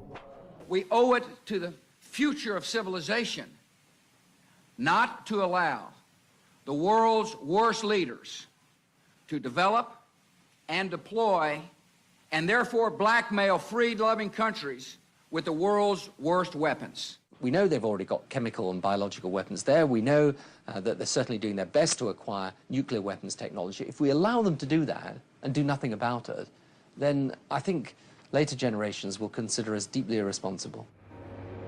Both Tony Blair and George Bush became possessed by the idea of ridding the world of Saddam Hussein. So possessed that they believed any story that proved his evil intentions. and the line between reality and fiction became ever more blurred.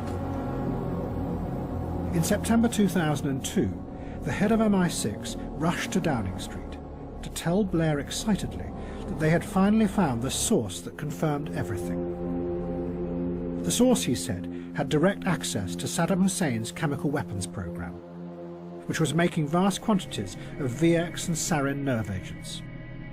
The nerve agents were being loaded into linked hollow glass spheres.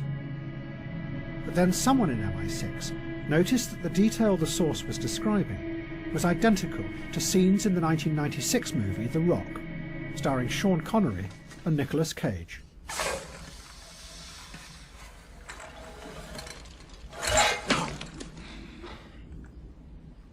Really elegant string of pearls configuration. Unfortunately, incredibly unstable. And what exactly does this stuff do? If the rocket renders it aerosol, it can take out the entire city of people. How? It's a cholinesterase inhibitor. Stops the brain from sending nerve messages down the spinal cord. A later report into the Iraq War pointed out glass containers were not typically used in chemical munitions. Seizes your nervous system. Do not move that! And the informant had obviously seen a popular movie known as The Rock that had inaccurately depicted nerve agents being carried in glass beads or spheres. After your skin melts off. Oh my God. That there is a threat from Saddam Hussein and the weapons of mass destruction that he has acquired is not in doubt at all.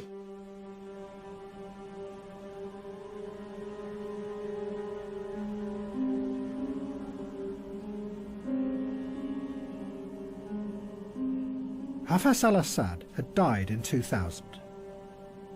His son Bashar became the new president of Syria.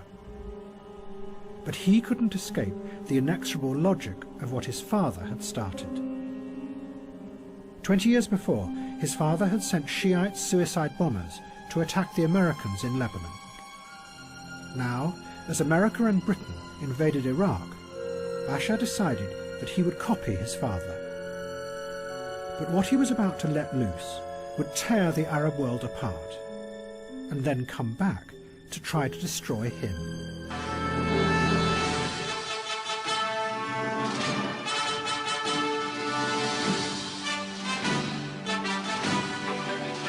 Bashar Assad was never supposed to have been president. It was always going to have been his elder brother, Basil.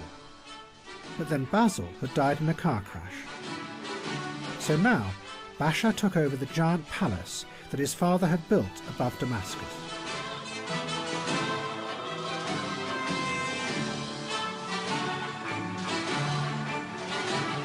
Up to this point, Bashar had not been interested in politics. He was fascinated by computers. He founded the Syrian Computer Society and brought the internet to the country. His favourite band was the Electric Light Orchestra. But now he was president, and he set out to attack America.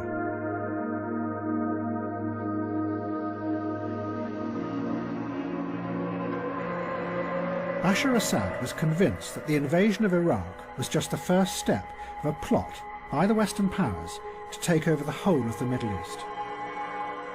He knew that the invasion had outraged many of the radical Islamists in Syria, and what they most wanted to do was to go to Iraq and kill Americans. So Bashar instructed the Syrian intelligence services to help them do this. Syrian agents set up a pipeline that began to feed thousands of militants across the border and into the heart of the insurgency. And it grew. Within a year, almost all the foreign fighters from across the world were coming through Syria. And they brought suicide bombing with them. The Americans estimated that 90% of the suicide bombers in Iraq were foreign fighters.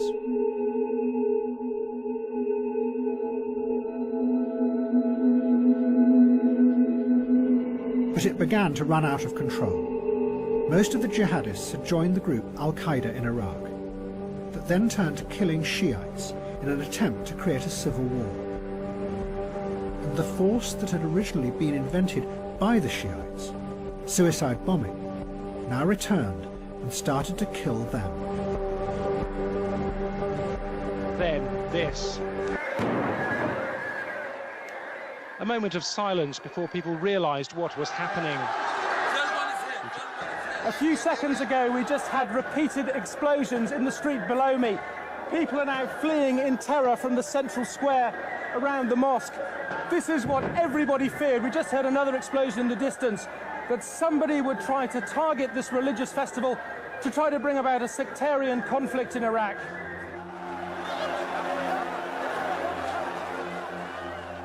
There was panic, a terrified stampede.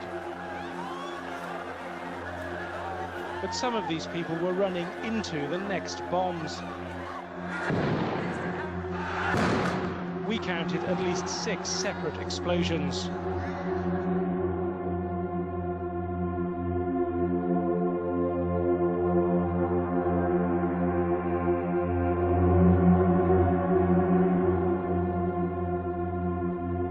Tony Blair and George Bush were faced by disaster. Iraq was imploding, while at home they were being accused of lying to their own people to justify the invasion. What they desperately needed was something that would show that the invasion was having a good effect in the Arab world. So they made an extraordinary decision. They turned for help to the man who they had always insisted was one of the world's most dangerous tyrants, Colonel Gaddafi. And instead, they set out to make him their new best friend.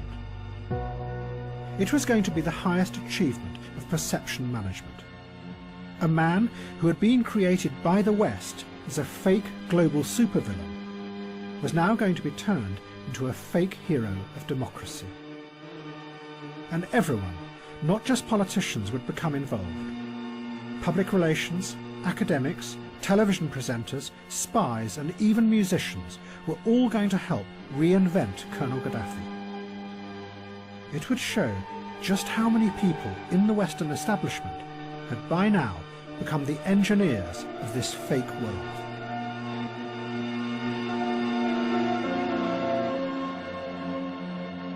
Ever since he had been accused of the Lockerbie bombing, Colonel Gaddafi had been a complete outcast. The West had imposed sanctions on Libya, and the economy was falling apart. But then suddenly, Tony Blair broke live into the BBC Evening News. The Prime Minister, Tony Blair, is about to make a statement. The BBC understands from Downing Street it's of international significance. He'll be making his statement at any moment. Now we can see pictures of him in Durham City. Here he is. Colonel Gaddafi has confirmed that Libya has in the past sought to develop weapons of mass destruction capabilities.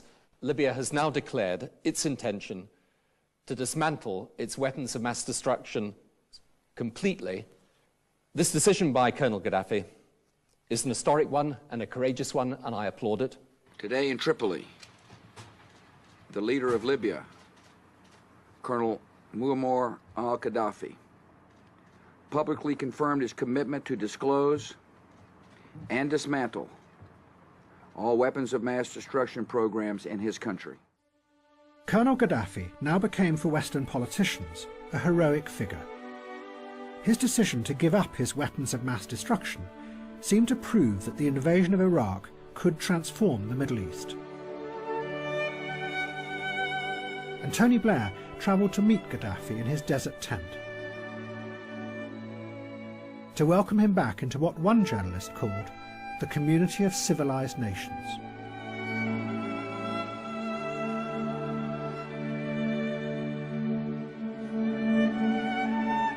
But as in the past, nothing was what it seemed with Colonel Gaddafi. In reality, Gaddafi did not really have the terrifying weapons of mass destruction that he was promising to destroy. His nuclear program had stuttered to a halt long ago and never produced anything dangerous. He had managed to buy some equipment on the black market, but his technicians had been unable to assemble it. His biological weapons were non-existent. All he had was some old mustard gas in leaking barrels. But now, he had to pretend to have a terrifying arsenal of weapons, and the West had to pretend that they had avoided another global threat. And then the made-up stories became even more complicated. As part of the deal, the West said that if Gaddafi admitted that Libya had done the Lockerbie bombing, then they would lift the sanctions. But many of those who had investigated Lockerbie were still convinced that Libya hadn't done it, that really it had been Syria. But Colonel Gaddafi confessed. His son Saif was interviewed about this confession.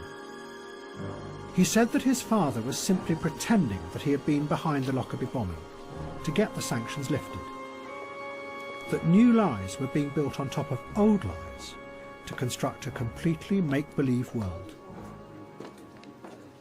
You have to accept, or you had to accept at that time, the responsibility, because you have to accept responsibilities, you have to pay compensation in order to get rid of the sanction.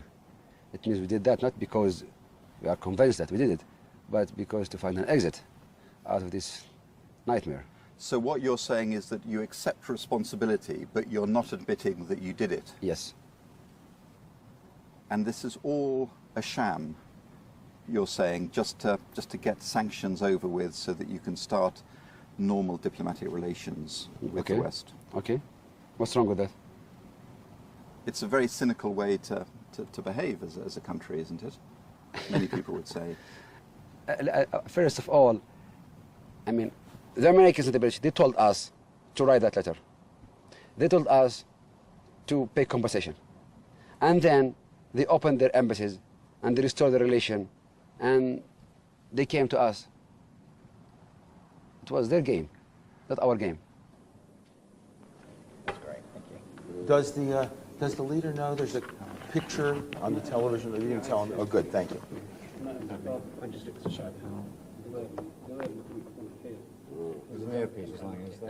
Public relations companies then came to Libya to do what they called reframing the narrative. One firm was paid $3 million to turn Gaddafi into what they described as a modern world thinker. Is that going to be there or not? Okay. We're going in 10. They did this by bringing other famous world thinkers and TV presenters out to Libya to meet the colonel and discuss his theories. Hello and welcome to Libya in the Global Age, a conversation with Muammar Gaddafi. But first, let's get the story so far of Libya. One world thinker was called Lord Anthony Giddens. Coincidentally, he had a theory which he called the Third Way, which had inspired Tony Blair. Colonel Gaddafi's own theory was called the Third Universal Theory. Lord Giddens later wrote about his talks with the Libyan leader. Colonel Gaddafi likes my term, the Third Way, because his own political philosophy is a version of this idea. He makes many intelligent and perceptive points. I leave enlivened and encouraged. After 40 years, the leader of Libya, Muammar Gaddafi. And then Colonel Gaddafi achieved his lifelong dream. He was invited to address the United Nations. He spent almost 2 hours explaining his Third Universal Theory, and also demanded an investigation into the shootings of President Kennedy and Martin Luther King. When he was in New York, Gaddafi was offered a tent, just like the one he had at home, in the gardens of a grand mansion. The man who made the offer was Donald Trump. I mean, I've dealt with everybody. And by the way, I could tell you something else. What? I dealt with Gaddafi. What did I do with Gaddafi? You buried the lead. What'd you do? Excuse me. I rented him a piece of land. He paid me more for one night than the land was worth for the whole year or for 2 years. And then I didn't let him use the land. That's what we should be doing. Was that over in New Jersey? I don't want to use the word screw, but I screwed him. That's what we should be doing.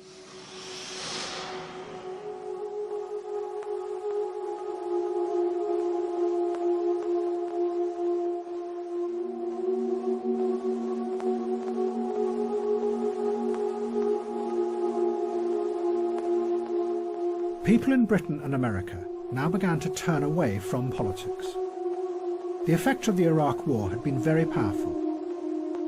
Not only did millions of people feel that they had been lied to over the weapons of mass destruction, but there was a deeper feeling that whatever they did or said had no effect, that despite the mass protests and the fears and the warnings, the war had happened anyway. Liberals, radicals, and a whole new generation of young people retreated. They turned instead to another world that was free of this hypocrisy and the corruption of politics. They went into cyberspace. Once upon a time, it was you and I.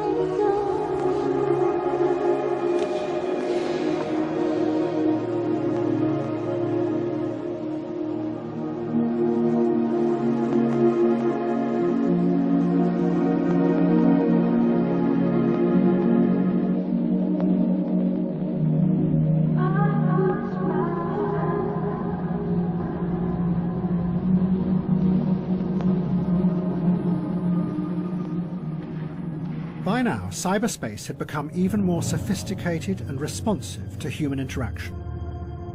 The online world was full of algorithms that could analyze and predict human behavior. The man behind much of this was a scientist called Judea Pearl. He was the godfather of modern artificial intelligence. Pearl's breakthrough had been to use what were called Bayesian belief networks. They were systems that could predict behavior even when the information was incomplete. But to make the system work, Pearl and others had imported a model of human beings drawn from economics. They created what were called rational agents, software that mimicked human beings, but in a very simplified form. The model assumed that the agent would always act rationally in order to get what it wanted, nothing more. One of the early utopians of cyberspace, Jaron Lanier, warned of the implications of this.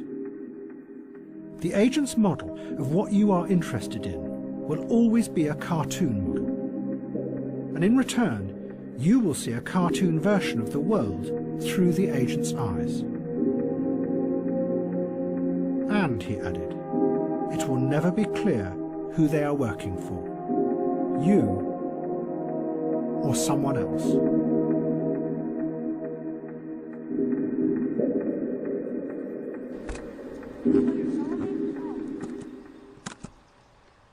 New technology began to allow people to upload millions of images and videos into cyberspace. And the web, which up to that point had seemed like an abstract other world, began to look and feel like the real world. No, not like that. From videos of animals, personal moments of experience, extraordinary events, to horrific terror videos, more and more was uploaded.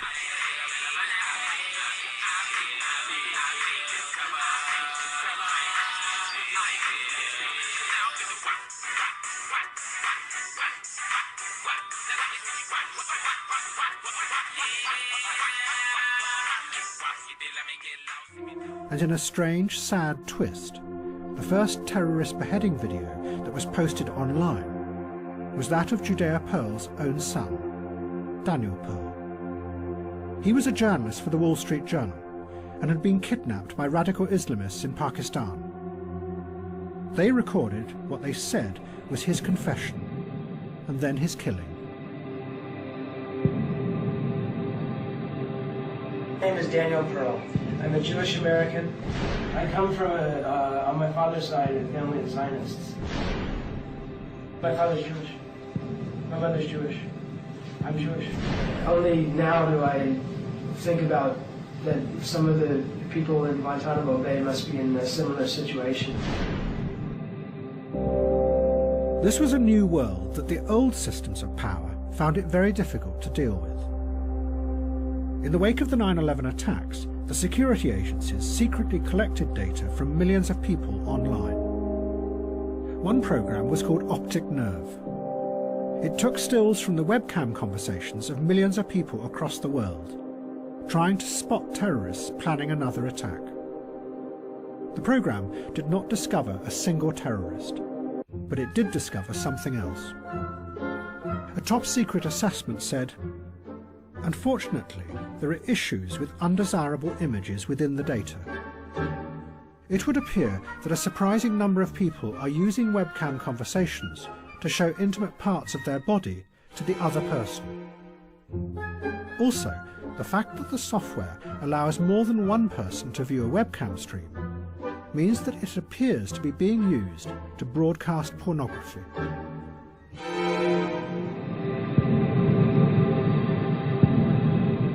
But increasingly, people were using the internet in other ways, to present themselves as they wanted to be seen. Well, I guess a video blog is about me.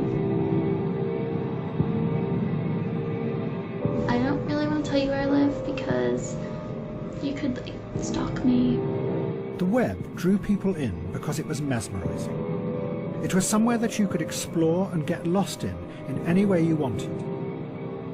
But behind the screen, like in a two-way mirror, the simplified agents were watching and predicting and guiding your hand on the mouse. Stop. I nearly threw my phone away. Stop. Stop. Pose. Pose. And snap a selfie. There you go. There you go. My name is Sweetie.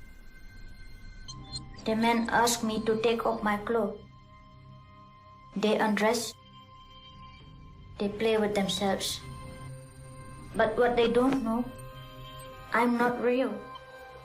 I'm a computer model, made piece by piece to track down these men who do this.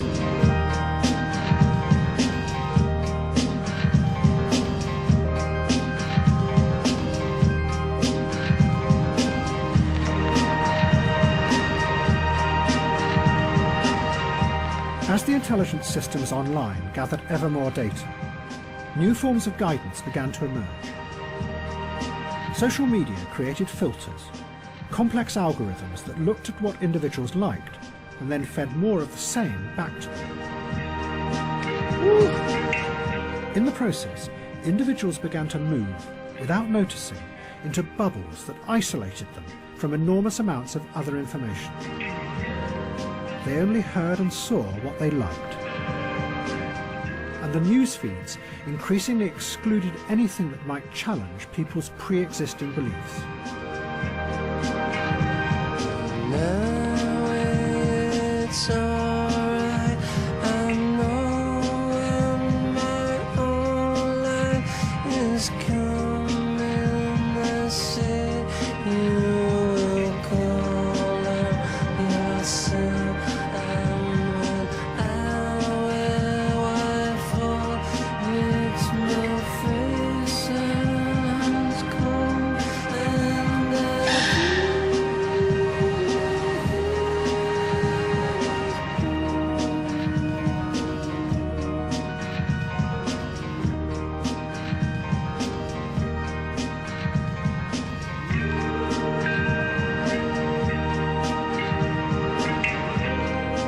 The version of cyberspace that was rising up seemed to be very much like William Gibson's original vision. That behind the superficial freedoms of the web were a few giant corporations with opaque systems that controlled what people saw and shaped what they thought. And what was even more mysterious was how they made their decisions about what you should like and what should be hidden from you. But then, the other utopian vision of cyberspace re-emerged.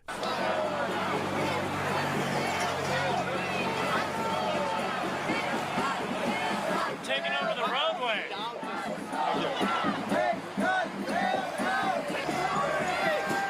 Take it!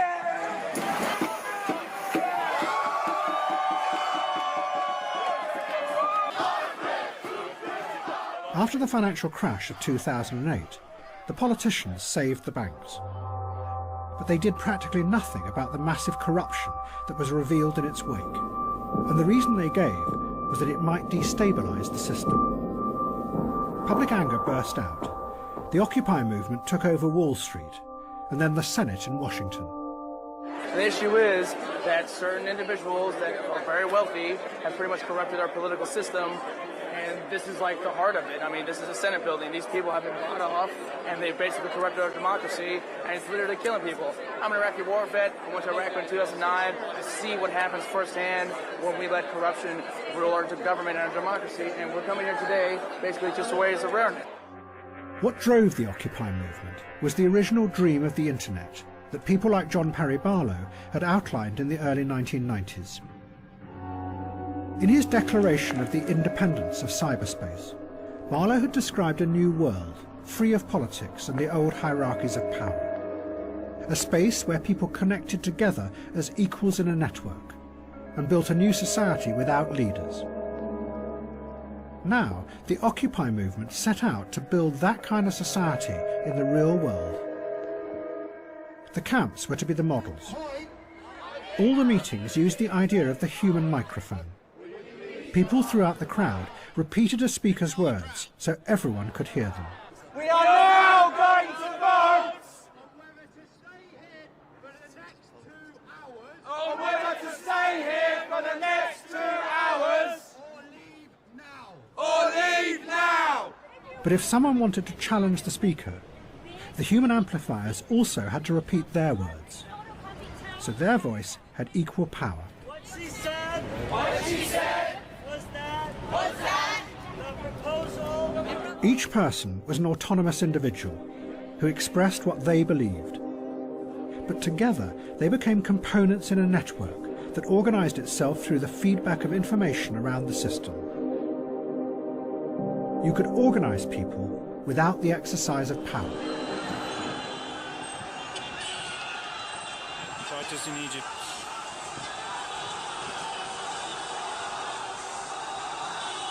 Ramatadua, Main Street. Looks like chaos. Looks like police running around and a few hundred people walking down the street. Then, almost immediately, the Arab Spring began. The first revolution started in Tunisia, but it quickly spread to Egypt. On January the 25th, 2011, thousands of Egyptians came out in groups across Cairo and then started moving towards Tahrir Square. It seemed like a spontaneous uprising, but the internet had played a key role in organizing the groups. One of the main activists was an Egyptian computer engineer called Wael Ghonim. He worked for Google in Egypt, but he had also set up the Facebook site that played the key role in organizing the first protests. As hundreds of thousands took over Tahrir Square, Ghonim gave an interview on Egyptian TV. ما كانوش مصدقين يعني ايه شويه شباب على انا كنت بسميهم على الصفحه زمان عيال الفيسبوك. هم كانوا بيسمونا زمان ايام وقفات خالد سعيد في اول ما طلعنا خالص شويه العيال اللي على الفيسبوك اللي بيعملوا شويه دوشه مش مصدقين ان الشباب دول نزلوا بعشرات الالاف يوم ال 25. فارجوكم يا جماعه مفيش ابطال، الابطال هم الناس اللي في الشارع، الابطال هو كل واحد فينا، مفيش النهارده واحد راكب الحصان هو اللي بيضرب السرج ويحرك الناس، اوعى حد يضحك عليكم ويقول لكم كده. دي ثورة شباب الانترنت، دي ثورة شباب الانترنت اللي بقت بعد كده ثورة شباب مصر، اللي بعد كده بقت ثورة كل مصر. But Ghonim was also overwhelmed by the power this new technology had.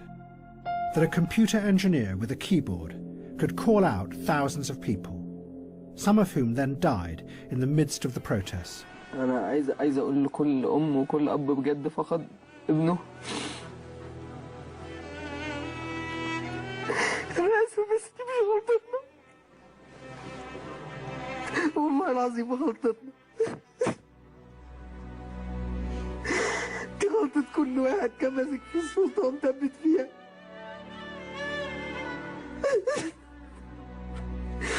عايز أمشي.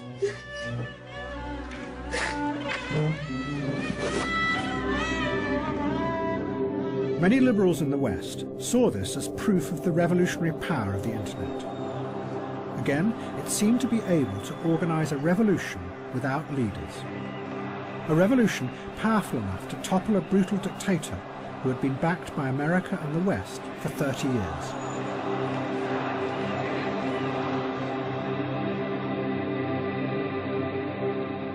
But the internet radicals were not the only ones who saw their dreams being fulfilled in the Arab Spring. Many of the political leaders of the West also enthusiastically supported the revolutions, because it seemed to fit with their simple idea of regime change. It might have failed in Iraq, but now the people everywhere were rising up to rid themselves of the evil tyrants, and democracy would flourish.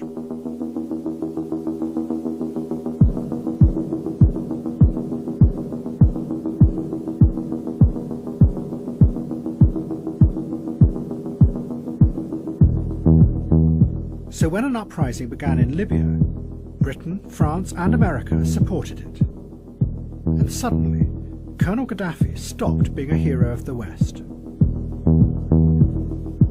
All the politicians and the public relations people and the academics who had all promoted him as a global thinker suddenly disappeared. And Gaddafi became yet again an evil dictator who had to be overthrown. His son Saif said, "The way these people are disowning me and my father is disgusting. Just a few months ago, we were being treated as honoured friends. Now that rebels are threatening our country, these cowards are turning on us." Colonel Gaddafi retreated to the ruins of the house that the Americans had bombed 30 years before and addressed the world. Those who love Muammar Gaddafi is the glory. If I had a position, if I were a president, I would have resigned. I would have thrown my resignation in your face. But I have no position, no post. I have nowhere to resign from. I have my gun. I have my rifle to fight for Libya. Withdraw your children from the streets. Take your children back. They are drugging your children, they're making your children drunk, and they're sending them to hell. Your children will die. What for?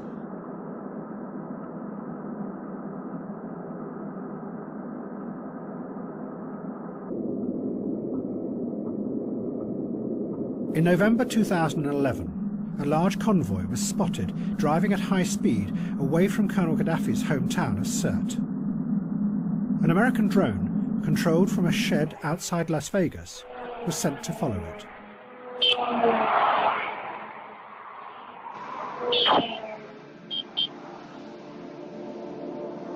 The operator fired a missile at the lead car of the convoy.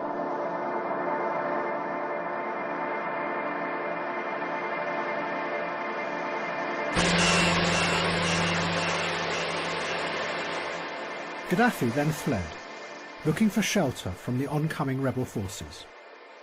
He hid under the road in a drainage pipe.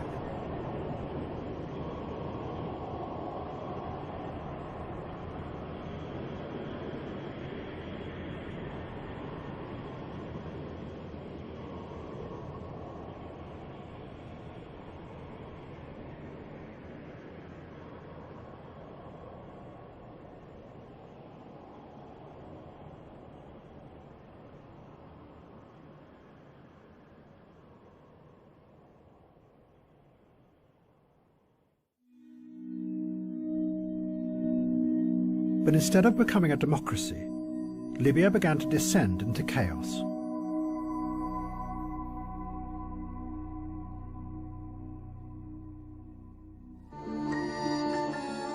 And the other revolutions were also failing. The Occupy camps had become trapped in endless meetings, and it became clear that there was a terrible confusion at the heart of the movement. The radicals had believed that if they could create a new way of organising people, then a new society would emerge. But what they did not have was a picture of what that society would be like, a vision of the future. The truth was that their revolution was not about an idea. It was about how you manage things. And those who had started the revolution in Egypt came face to face with the same terrible fact. Social media had helped to bring people together in Tahrir Square. But once there, the internet gave no clue as to what kind of new society they could create in Egypt. The movement stalled. And a group that did have a powerful idea, the Muslim Brotherhood, rushed in to fill the vacuum. The Brotherhood took power in an election, and one of them, Mohamed Morsi, became president. The liberals and the left were shocked, and bit by bit they turned back to the military, protesting, asking them to save the revolution from being captured by Islamists. In the spring of 2013, the military took action. They arrested the president and killed hundreds of his supporters who protested. And an extraordinary spectacle unfolded in Tahrir Square. Thousands of the liberal activists who had begun the revolution 2 years before, summoned by social media, now welcomed the military back by waving their laser pens at the helicopters flying overhead.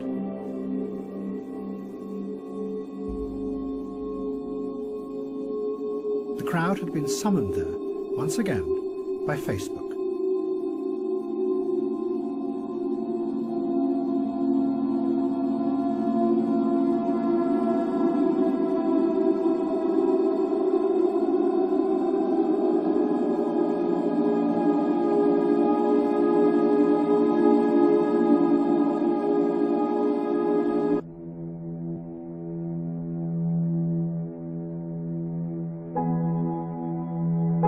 After the failure of the revolutions, it was not just the radicals. No one in the West had any idea of how to change the world. At home, the politicians had given so much of their power away to finance and the ever-growing managerial bureaucracies that they, in effect, had become managers themselves. While abroad, all their adventures had failed, and their simplistic vision of the world had been exposed as dangerous and destructive.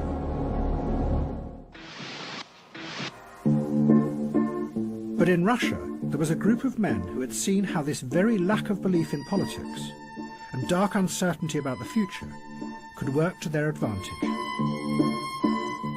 What they had done was turn politics into a strange theatre, where nobody knew what was true or what was fake any longer.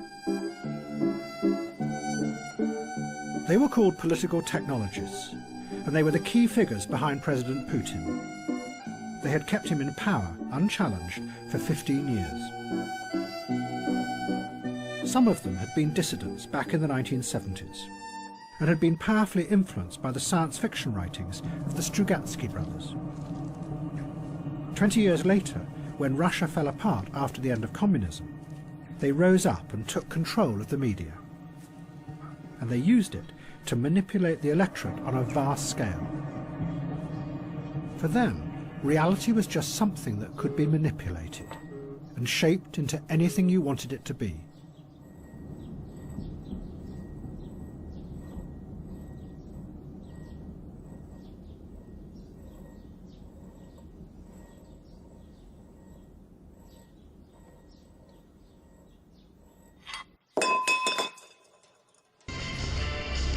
But then a technologist emerged who went much further, and his ideas would become central to Putin's grip on power.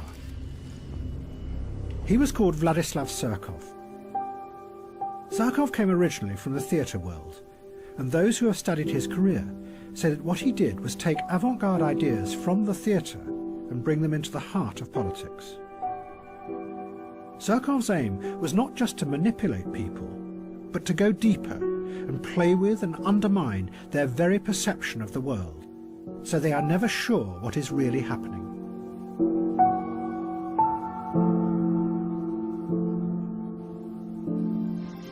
Surkov turned Russian politics into a bewildering, constantly changing piece of theatre. He used Kremlin money to sponsor all kinds of groups, from mass anti-fascist youth organisations to the very opposite, neo-Nazi skinheads, and liberal human rights groups who then attacked the government. Surkov even backed whole political parties that were opposed to President Putin. But the key thing was that Surkov then let it be known that this was what he was doing, which meant that no one was sure what was real or what was fake in modern Russia. As one journalist put it, it's a strategy of power that keeps any opposition constantly confused, a ceaseless shape-shifting that is unstoppable because it is indefinable. Meanwhile, real power was elsewhere, hidden away behind the stage, exercised without anyone seeing it. And then, the same thing seemed to start happening in the West. By now, it was becoming ever more clear that the system had deep flaws. Every month, there were new revelations of most of the bank's involvement in global corruption, of massive tax avoidance by all the major corporations, of the secret surveillance of everyone's emails by the National Security Agency. Yet no one was prosecuted, except for a few people at the lowest levels. And behind it all, the massive inequality kept on growing.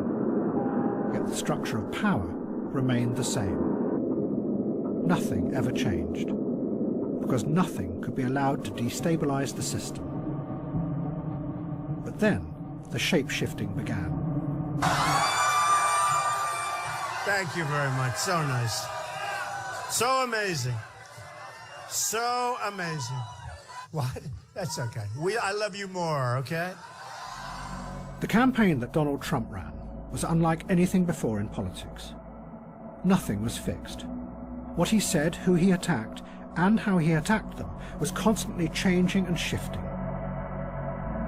Trump attacked his Republican rivals as being all part of a broken and corrupt system, a politics where everyone could be bought, using words that could have come from the Occupy movement. You've also donated to several Democratic candidates, Hillary Clinton included, Nancy Pelosi. You explained away those donations, saying you did that to get business-related favors. And you said recently, quote, "When you give, they do whatever the hell you want them to do." You better believe it. So what specifically did they do? If I ask them, if I need them, you know, most of the people on this stage I've given to, just so you understand, a lot of money. I will tell you that our system is broken. I give to many people. Before 2 months ago, I was a businessman. I give to everybody. When they call, I give. And you know what? When I need something from them, 2 years later, 3 years later, I call them. They are there for me. And that's a broken system. But at the same time, Trump used the language of the extreme racist right in America, connecting with people's darkest fears, pushing them and bringing those fears out into the open. Get the fuck out of here! Our country! Proud fucking American! Made in USA, bitch! Made in fucking USA! Don't fucking cook my burritos, bitch! Don't fucking make my tortilla, motherfucker! And build that fucking wall for me! Trump! I love Trump! Fuck you! I love my country! Yeah! I'll fuck like at least 10 of you up in one fucking city, you fucking pussy! Come on! Many of the facts that Trump asserted were also completely untrue. But Trump didn't care. He and his audience knew that much of what he said bore little relationship to reality. This meant that Trump defeated journalism, because the journalists' central belief was that their job was to expose lies and assert the truth. With Trump, this became irrelevant. Not surprisingly, Vladimir Putin admired this. Что вы думаете о Дональде Трампе? Ну, он яркий очень человек, талантливый, без всяких сомнений. Но это не наше дело определять его достоинство, это дело избирателей в Соединенных Штатах. Но он абсолютный лидер, мы сегодня видим, президентской гонки. Он говорит о том, что хочет перейти к другому уровню отношений, более плотному, глубокому уровню отношений с Россией. Ну, разве мы можем это не приветствовать? Конечно, мы это приветствуем. Все, что касается внутриполитических вещей, его обороты речи, что он использует для повышения своей популярности, повторяю еще раз, это не наше дело оценивать эту его работу. Спасибо.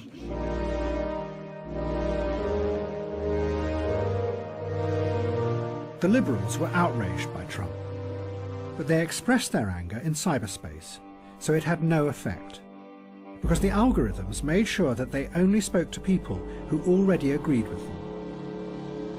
Instead, ironically, their waves of angry messages and tweets benefited the large corporations who ran the social media platforms. One online analyst put it simply: angry people click more. It meant that the radical fury that came like waves across the internet no longer had the power to change the world. Instead, it was becoming a fuel that was feeding the new systems of power and making them ever more powerful.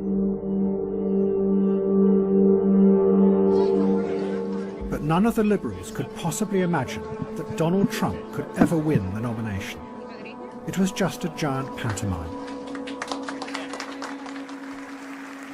And then, of course, there's Donald Trump. Donald Trump has been saying that he will run for president as a Republican, which is surprising since I just assumed he was running as a joke.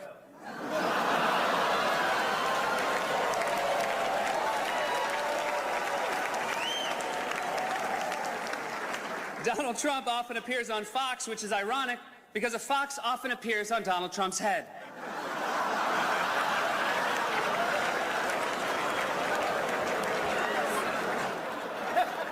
Donald Trump owns the Miss USA pageant, which is great for Republicans because it will streamline their search for a vice president.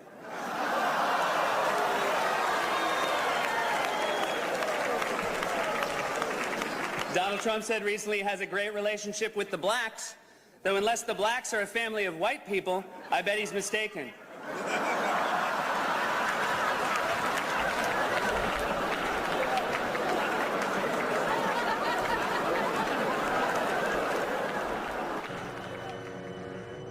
But underneath the liberal disdain, both Donald Trump in America and Vladislav Surkov in Russia had realized the same thing: that the version of reality that politics presented was no longer believable, that the stories politicians told their people about the world had stopped making sense. And in the face of that, you could play with reality, constantly shifting and changing, and in the process further undermine and weaken the old forms of power.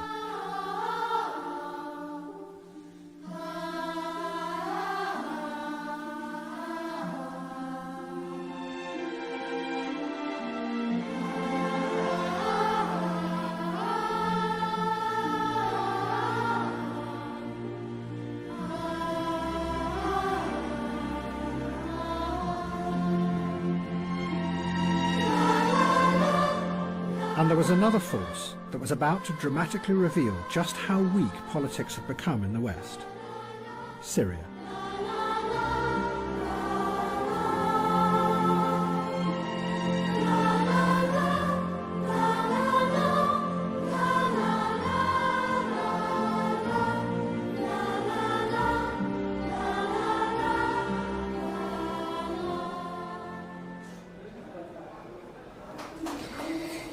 The attack happened here at a central police station in Damascus. Police say the bomber came up the stairs.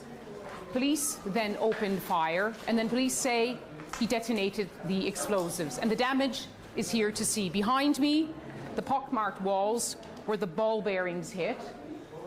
Blood splattered on the walls. And the force of the blast caused walls to collapse. And everything is topsy-turvy, everything destroyed.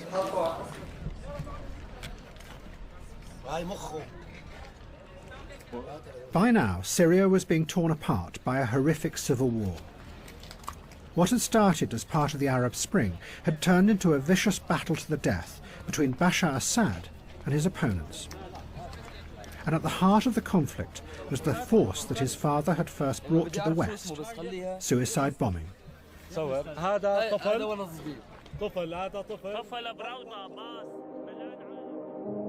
in the 1980s, Bashar Assad's father had seen suicide bombing as a weapon he could use to force the Americans out of the Middle East. But over the next 30 years, it had shifted and mutated into something that had now ended up doing the very opposite, tearing the Arab world apart. Hafez al-Assad's dream of a powerful and united Arab world was now destroyed. In Iraq, extremist Sunni groups had used suicide bombing as a way to start a sectarian war. And now, groups like ISIS brought the same techniques into Syria to attack not just Assad's son, but his fellow Shiites.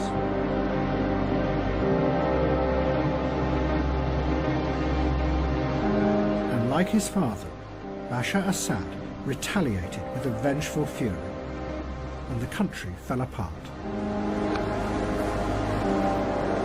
Allahu Akbar.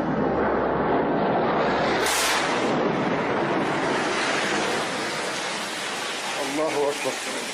Allahu Akbar.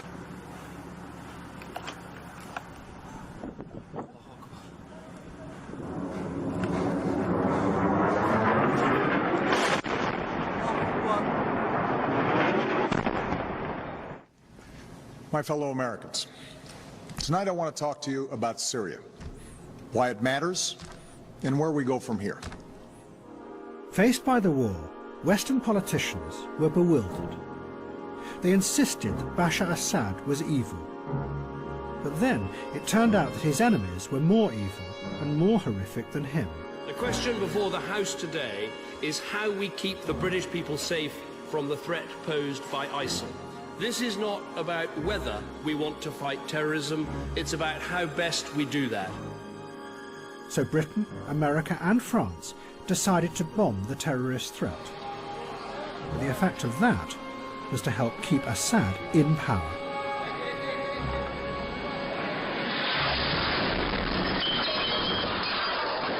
Then it became more confusing. Suddenly, the Russians intervened. President Putin sent hundreds of planes and combat troops to support Assad. But no one knew what their underlying aim was. They seemed to be using a strategy that Vladislav Surkov had developed in the Ukraine. He called it non-linear warfare. It was a new kind of war, where you never know what the enemy are really up to. Allahu Akbar. The underlying aim, Surkov said, was not to win the war, but to use the conflict to create a constant state of destabilized perception in order to manage and control. Allahu Akbar.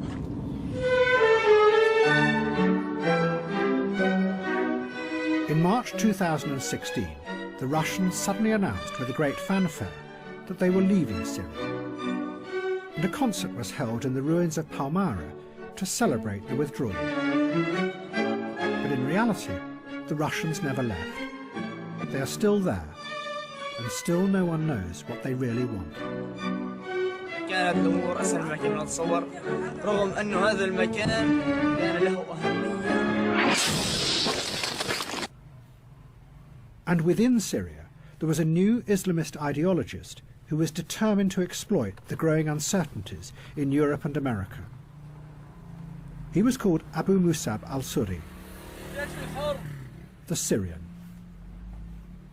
وبالمثال هذا يقع فيه كثير من الكتاب الذين اختاروا أن يكونوا كتاب جهاديين وكتاب للجهاد وما مارسوا الجهاد ولا مرة. Al-Suri had originally worked with Osama bin Laden in Afghanistan, but he had turned against him. Al-Suri gave lectures that had a powerful effect on the Islamist movement. He argued that bin Laden had been wrong to attack the West head-on, because it created a massive military response that had almost destroyed Islamism. Instead, al-Suri said, independent groups or individuals should stage random small-scale attacks on civilians in Europe and America. The aim was to spread fear, uncertainty and doubt, and undermine the already failing authority of Western politicians.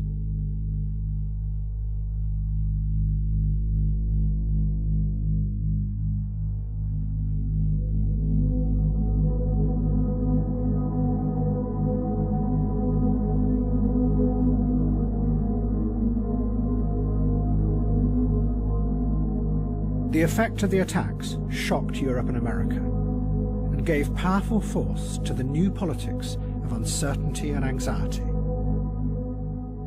I'm sure that you, with me, share the absolute horror and total revulsion at what happened in Paris last Friday.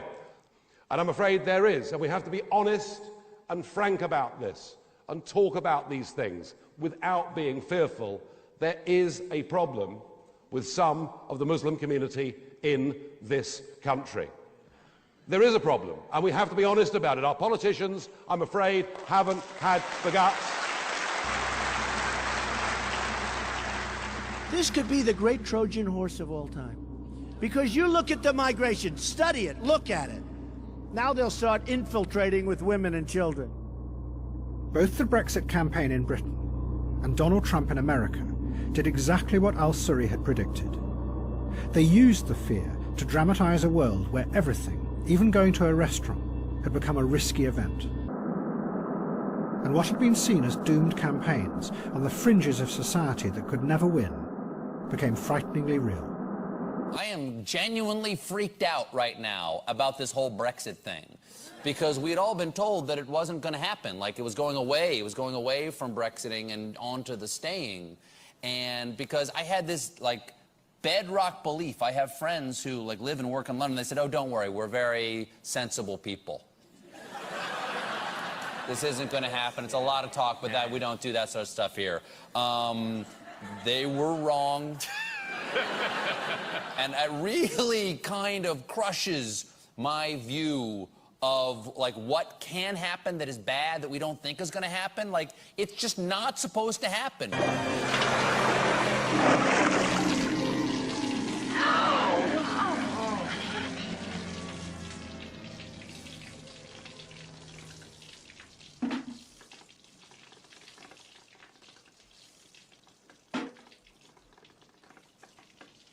I feel like we're watching the stirrings of fascism in Europe again, and I genuinely never thought it would be Michael that did that. I thought this would be America. I thought America was the people who were so filled with hate, not us. And I'm so disappointed.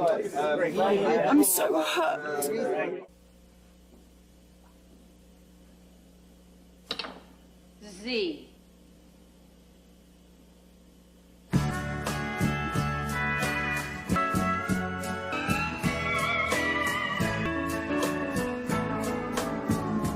You must think my bed's a bus stop. You come and go. I ain't seen you with the lights on, nights in a row. So pack a rusty razor. Don't bother by runneth over with my stride. Stand me, can't stand no more. Standing room only outside my. Don't help me set the table. Now there's one less place. I won't blame Mama Silver for a man who won't say grace. Home is where the This is my right to free speech going on here, okay? Then your home's on the streets. Me, I'll read a good book, turn out the lights, and go to sleep.